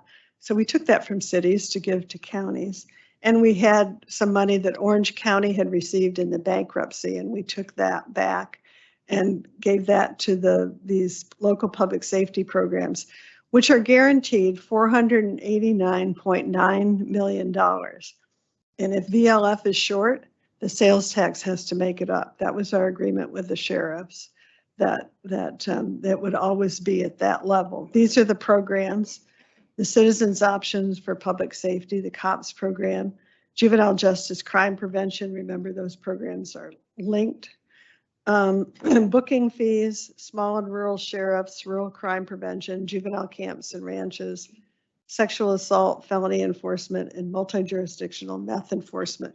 This sounds like a hodgepodge, and it is, because when you're realigning and you're given a number, remember what we do, we have to go find things to fit the dollar amount. So we just took these that were general fund programs and put them in a new fund source. But the real fun was in doing the estimate for the community corrections account, AB 109. We did, in the Department of Finance, we did the estimate. It was reviewed by counties. And I will say it was reviewed by Los Angeles County Sheriff's Department in great detail. They were the most concerned about, because LA is large and they want to make sure they have sufficient money. And they wanted to understand it before they went into those discussions with CSAC. So it was jail incarceration numbers by short-term, long-term stay, including medical and mental health costs, supervision and program costs for probation, parole violators. We looked at time in jail programs, alternative sanctions. We threw in administration money. And the final total was about 70 to 73% of what we estimated it costs corrections to operate this slice of the pie. So some people thought it was a little high, but it seems reasonable when you're implementing a new program. You want to err on the side of not shorting people in terms of the money. However, Los Angeles County agreed with it in about 5 minutes, so even I thought it must be high. County by county allocation for AB 109, once again, state, not our business. So CSAC, through a committee of CAOs, did the allocation, once again, because it had to work for all counties. And it was going to be for 1 year only, because we didn't have a permanent structure yet. We just had this sort of 1 year thing we were working with. And what was available to use as a proxy? This was the big problem. How could we know what was going to happen, and how would they look at it county by county? Well, really the population, we knew who was coming out of prison, who would be going sort of on to post-release community supervision. We knew who was in prison that met the categories. And so we ended up, or the counties ended up using a proxy of 60% average daily population, 30% the population 18 to 64, and then 10% on SB 678 success. This seemed eminently reasonable to us. Though we did encourage CSAC and the CAOs to look at, on an ongoing basis, what that meant for the Valley and the Inland Empire. Because we do realize that after Prop 13, there were wealthy counties and there were counties that were kind of stuck. And if your population increased or you didn't have a mechanism to increase your revenue, you're not going to change much, or you can't do as much because you don't have the resources. But we did not anticipate the reaction to the formula. I do remember those discussions. The Pardon? 60% daily average pop, is that in your jail or is that in state prison? State prison. Okay. So the 678 success was interesting to me when the formula came out, because what was interesting is that, Bay Area counties, coastal counties, they didn't send very many people to prison. And so of course they were going to have, success at keeping folks out of prison. But a county like ours, who we send our fair share of people to prison, we got, penalized for the fact that more, the more people that we were going to get coming back from state prison, we weren't going to get, at least based on the 678 success, the funding that we thought we should have gotten. You understand what I'm saying? Oh yes, but that was only 10%. And I will tell you that the Bay Area in particular did not like this formula. In fact, I was called to a member's office to have this discussion about the formula. And that member did not like it because, in case I didn't know, the Bay Area understood how to do corrections and public safety better. I guess better than I guess everyone, I don't know. But this formula was sort of an affront to that because it was based on ADP to a large extent. And as you say, they don't send a lot of people to state prison, but they have a lot of resources to do other things, which is why. So they did say that they were going to, because the first year this was a bill and it had to go to the legislature for approval. And the member did say that when it got to the floor, she was going to speak against it, against the formula. And I mean, that's her right. And my only comment was, yeah, you can do that, but I guarantee you the next person who will raise their microphone will be from Los Angeles, because they're always happy to talk about more money. And so that is what happened. And then she decided that, well, she wasn't going to mess with it. We'd see what the Department of Finance did the next year, because we were given the authority to allocate future year growth and any base changes by just sending a letter to the state controller after consultation with CSAC. So this wasn't over. This was just the first year. But there was initially a pretty bad reaction from some counties to this. Members, not counties, members. All the counties signed off on it.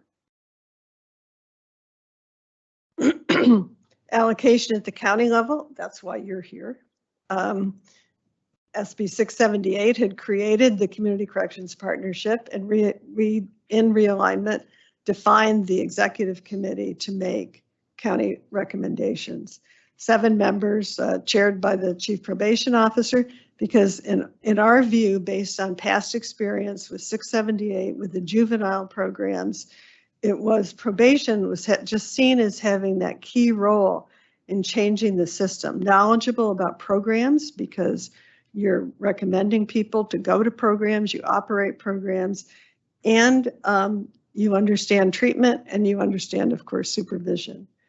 The membership reflects the desire to have health and human services programs more integrated into public safety. That was Governor Brown's interest, because these are support programs that many of the people who are the lower level offenders need.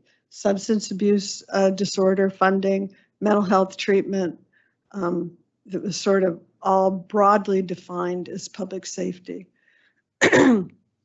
You had the new population and the service dollars. He wanted you to be creative. He wanted you to be flexible. And the implementation plan would be submitted to the state, not for approval, just submitted so we understood what was going on, and to the Board of Supervisors. And the plan was deemed accepted by the board unless a 4/5 vote, they had a 4/5 vote to reject it. It's all, that was by design, so it wasn't easy to reject. But we did not change the board's appropriation authority. They can always appropriate money differently. And the funds do not have to be spent on the AB 109 population. So when we first went out after all of this passed, we'd go to jails and the sheriffs would say, you know, everybody who's an AB 109 person raised their hand, and they all knew. And I thought, well, but we didn't care. I mean, it was now local, and we didn't want people to think that you had to spend the money on that population, because you don't. But it was very interesting. Sometimes I realized that the offenders knew more about the system and the program than we did. Certainly that we did at the state. The constitutional amendment added Article 13, Section 36 to the Constitution. Is the funding from the 1.0625 cent sales tax is guaranteed for 2011 public safety realignment. And that funds are, it says the funds are deposited into the revenue fund, allocated to the county local revenue fund. Funding is for the realigned programs only, and is not to supplant other county funding. It's just meant we didn't want counties taking their base money out and replacing it with this realignment money. We say that realigned programs are not state reimbursable mandates, because that's what the state always wants, is mandate protection. But we did say if the federal government changes a program's funding or structure that leads to cost, state will pay 50% of those costs. So that's not borne totally by the county. The state will pay 50% of any lawsuit against the county if you lose, unless the state finds the county negligent, which of course only the state gets to define, right? And then here's the big thing we learned. If base restoration was one, but the state must pay 100% of costs for any new requirements in statute, regulation, or administrative directive. We actually don't know what an administrative directive is, but our attorney felt like that would cover a lot of things. Above the base year of implementation and what's in the implementing legislation. So for each program area, whether it's health, mental health, child welfare, substance use disorder treatment, there is a policy bill that is labeled 2011 realignment. And that means that people at the local level and in state departments and the Department of Finance have to understand what's in that base. Because if we ask you to do something above that base, the state constitutionally is required to fund 100% of those costs. And that was a very significant change on behalf of counties that we made. So the first one that came to our attention surprised us. It was trial court security, because it never occurred to us, but the sheriff said, well, we have a new courthouse. And we used to have one entrance, and now there's two. So there's two screening stations. So you owe us for one.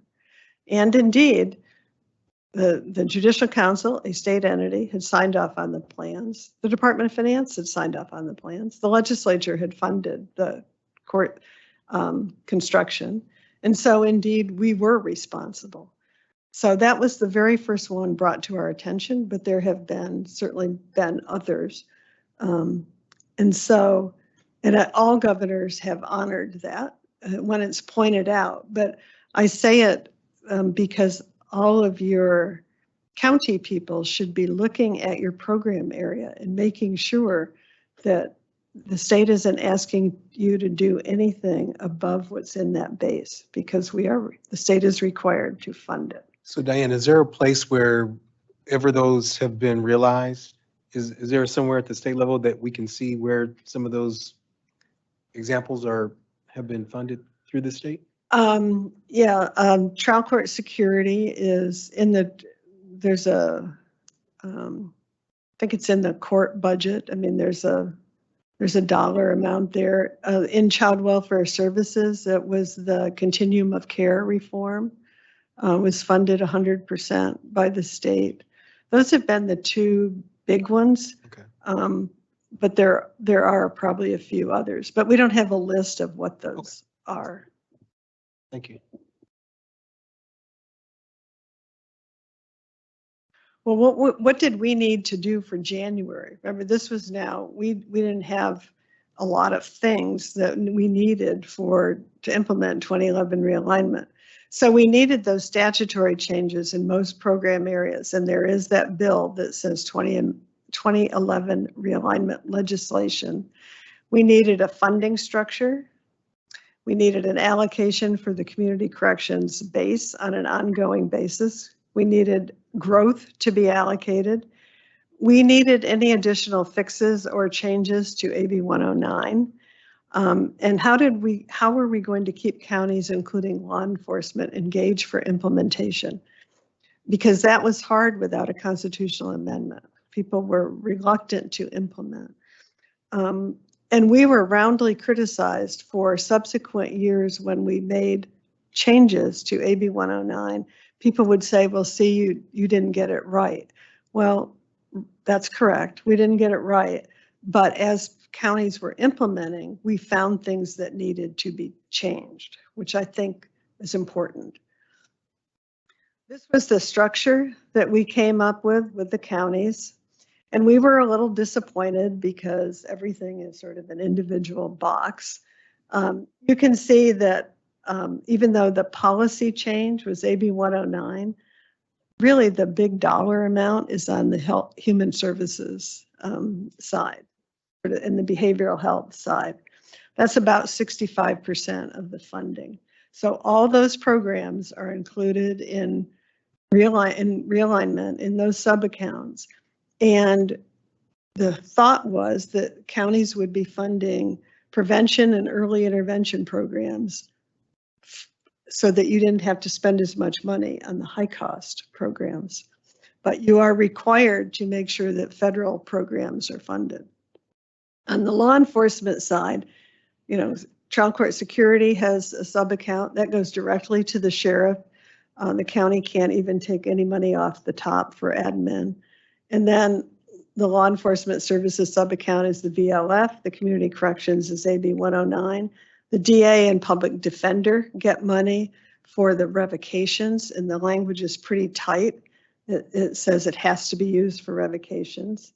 The juvenile justice sub-account is divided into two, the youthful offender block grant and the juvenile reentry fund. The only change the legislature made to this was they took the perinatal drug services out and made it its own little box, because that's a program that's only operated in about 5 counties. Growth is distributed on a roughly proportional basis to the accounts. Support services get 65%, law enforcement 35%. Within sub-accounts, federal required programs should receive priority for funding if necessary. And once the base was established, we did give child welfare services $200 million extra to account for prior veto. So, or as I say, that it's not perfect. In the mental health world, they might have said, well, we'd like some extra money too. On the law enforcement side, you might have said, well, can't you put a little bit more money over here? But this was the balance that it took to get this. The local public safety, the VLF programs are guaranteed that $489.9 million per year. And if there is growth, which there has been astonishing growth actually in VLF. None of us can quite figure out why. But then cops and juvenile justice get some, juvenile probation gets a piece, and the juvenile camps and ranches gets a smaller percentage. The law enforcement account growth, again, this was done by the counties. So of the 35%, child court security gets 10%, juvenile justice gets 10%, the DA, public defender gets 5%, and the community corrections, because that's the biggest program, got 75%.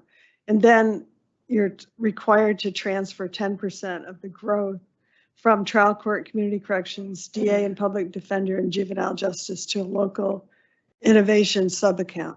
I will just say here that if we had this to do over again, I'm not sure I would do that, because the whole point was innovation and change. And some of those programs don't make a lot of sense to be put into that category. After the first year in the community corrections sub-account, there was more information to be able to use to distribute that base. And we didn't set the base. CSAC was not ready to set the base until 2015-16. And then it was based on 45% caseload, 45% on crime and population, and 10% on special factors, which there are special factors like, do you have a prison in your jurisdiction?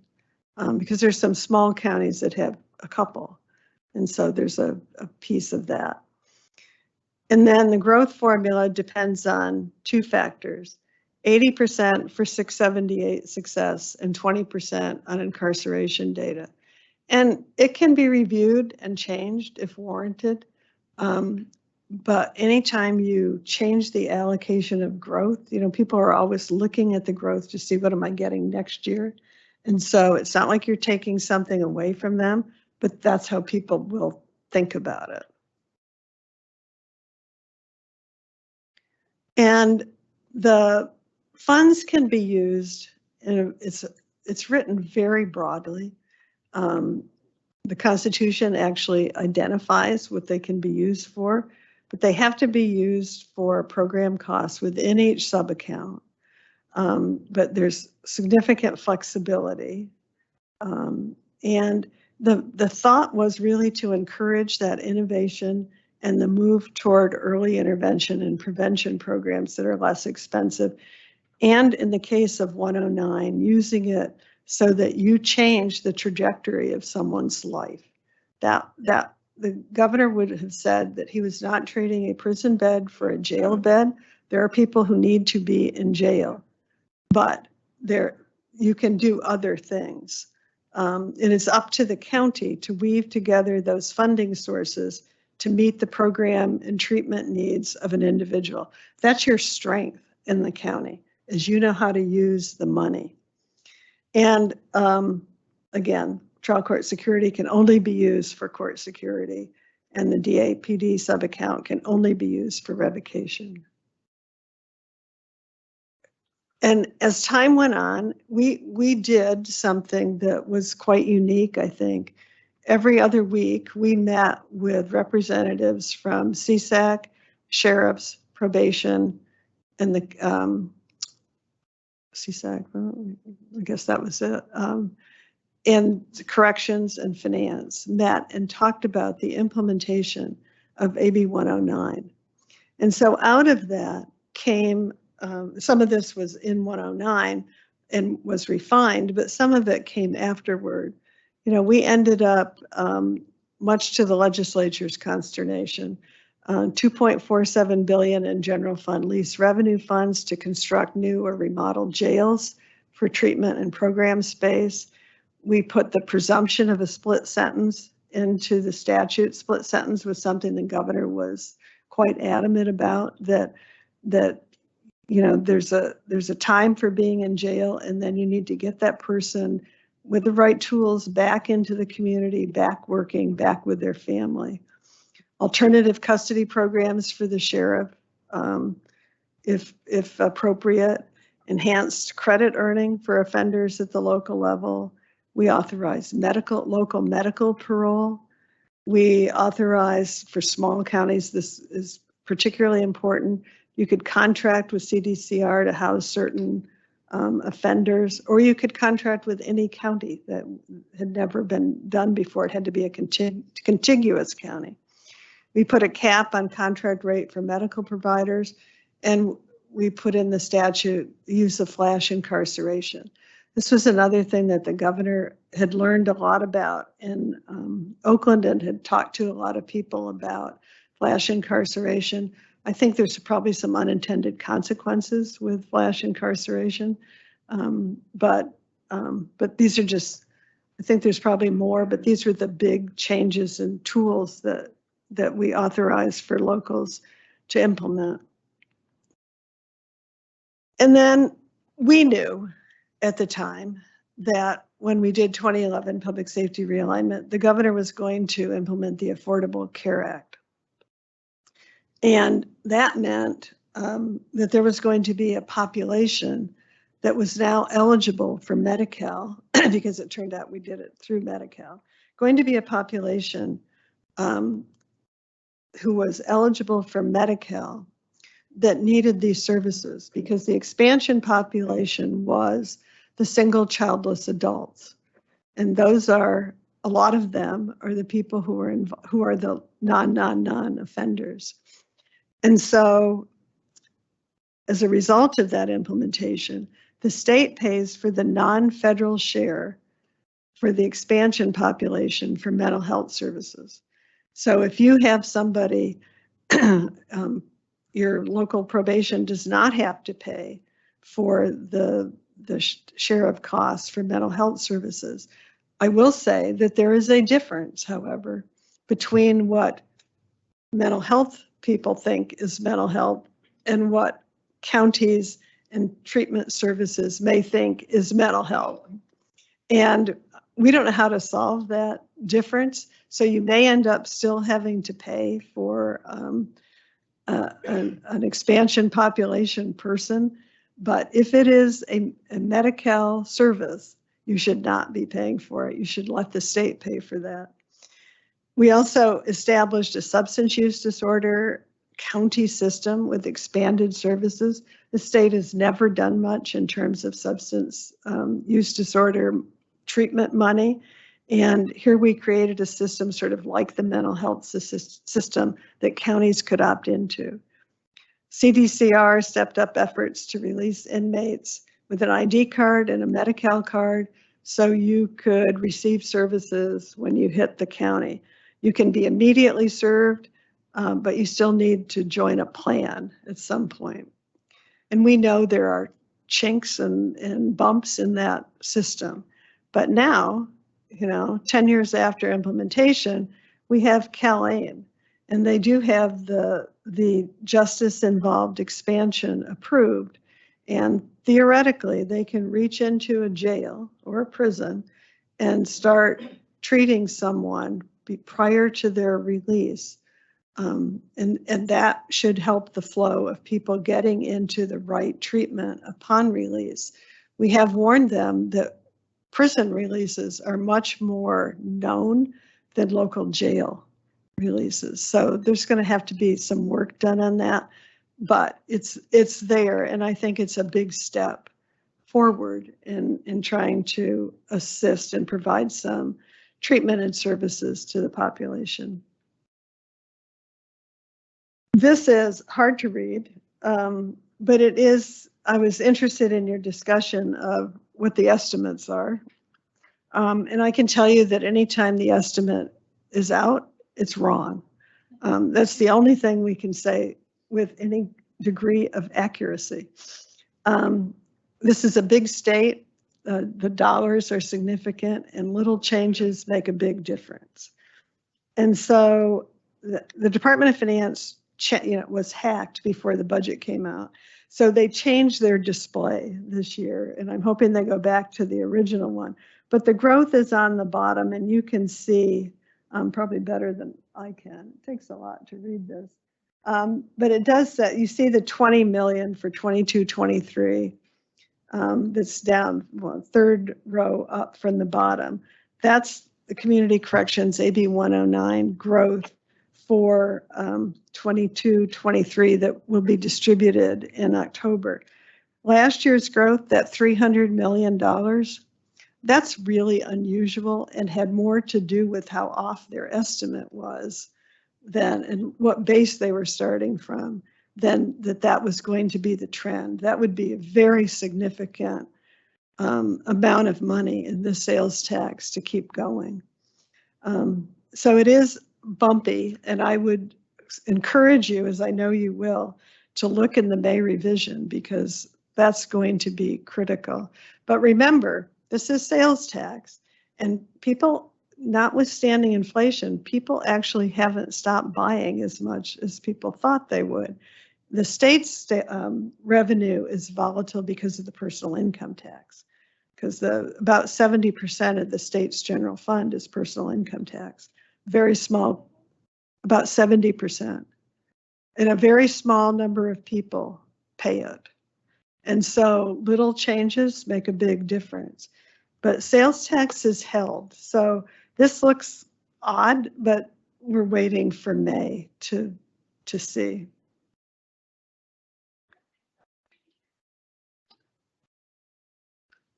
Well, I think was something wrong with their 21-22 estimate. That I just don't think that 300 million was a reasonable estimate of growth. And I mean, given the trends.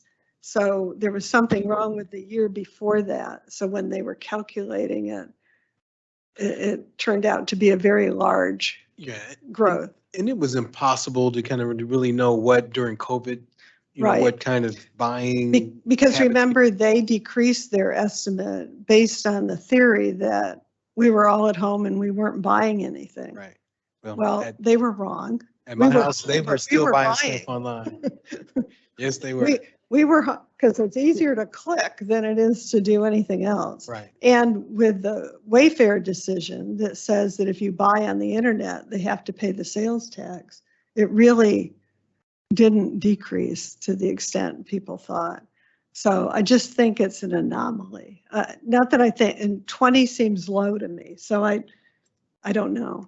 Because I'm looking at next year, it talks, I don't know, was this 49 Right. or almost 50 million? Is that just, what do you think about that number for next year for growth?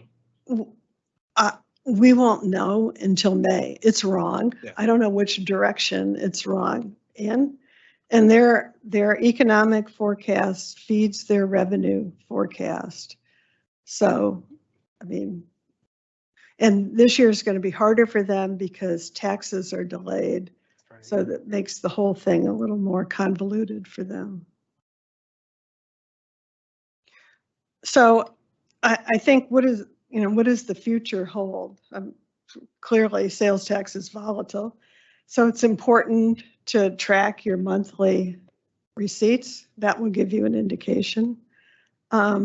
Review those estimates in January and May and ask all the questions you can to make sure you understand it.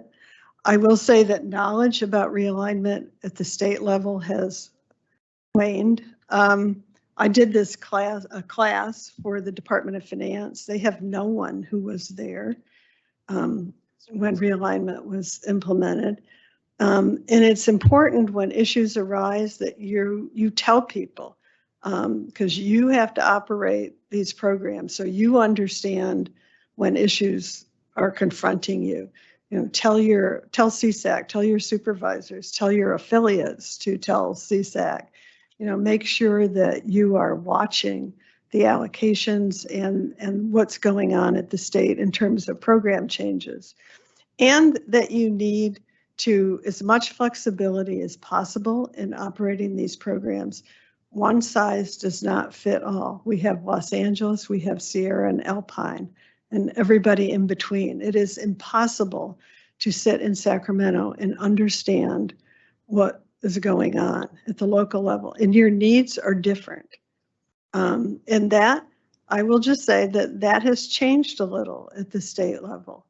People are very focused on, they may have a solution that they think works best, Well, it may work great in some areas and be totally non-workable in another area.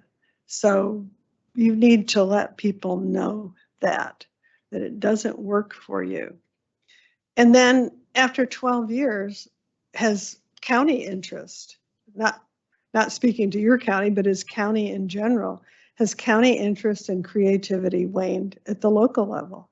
I mean, we often find that a person who ran CWDA, the Welfare Directors Association, told me that after we did the CalWorks implementation, everybody worked on adults.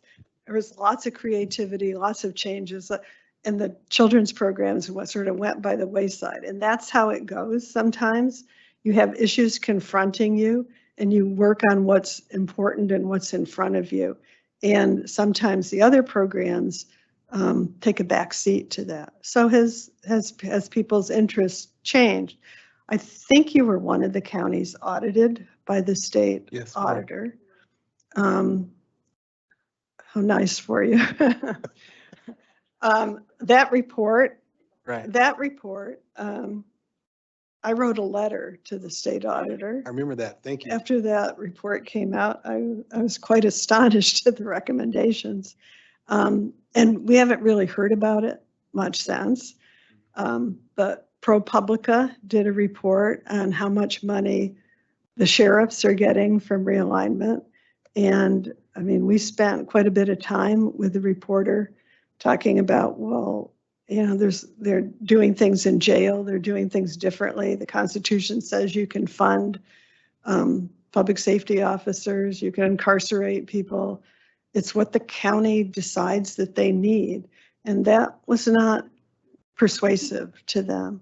So there are critics out there, there are people who watch. And again, people change. And so you always have to be alert to what some of those trends and concerns may be at not your level, but the state level. Really important. And, you know, when I think about the durability of the program locally, a lot of it is attributed to what you talked about with Governor Brown allowing locals for us to be able to determine what our needs are, and allowing us to be to bring the innovation to the table. Having relationships here, I think, are great, you know, because they're developed, you know, outside of this forum. But when we can come as a body here and be on the be on the same page about where we want to see the direction of the county to be able to go, that gives us that kind of flexibility.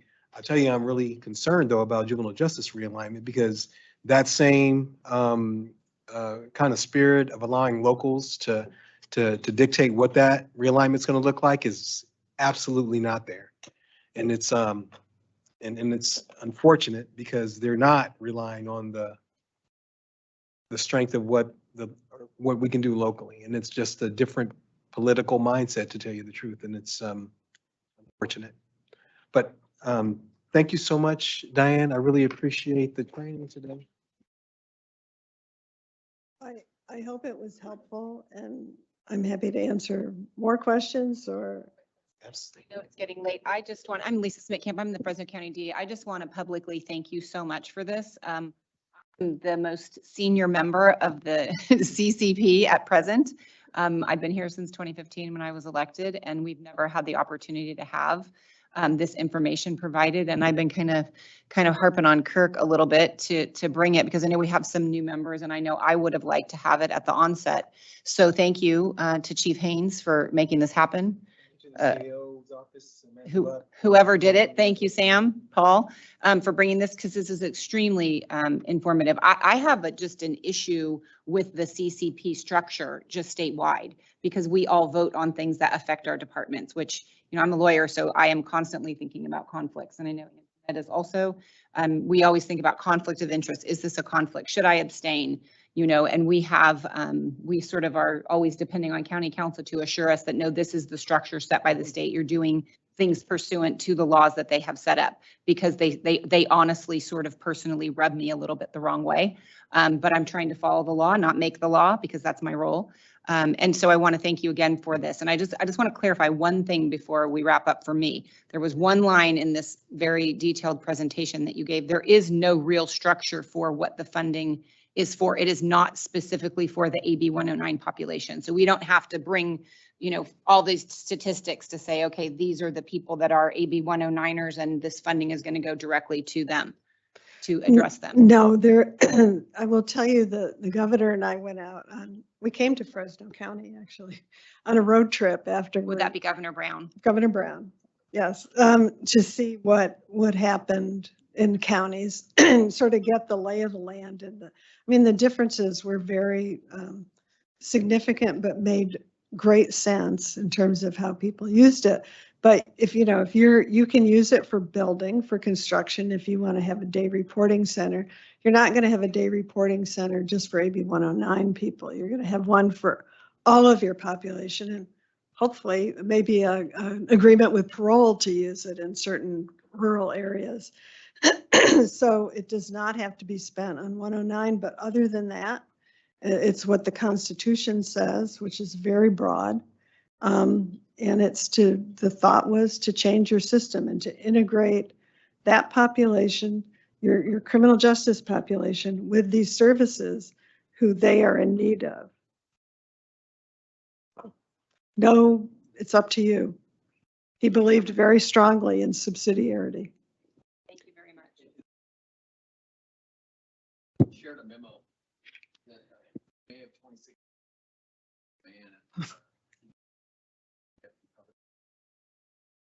Is that the letter I signed? Did I sign that letter?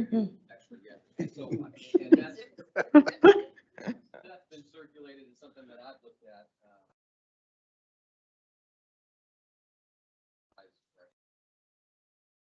I just want to make sure that my opinion, stand by that.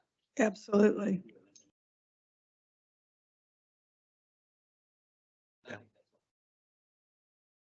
Mhm. Any other comments from CCP? Nothing, Paul? I think now's the time that we circulate the examination, so everybody have that. So, Right. To see if you're paying attention.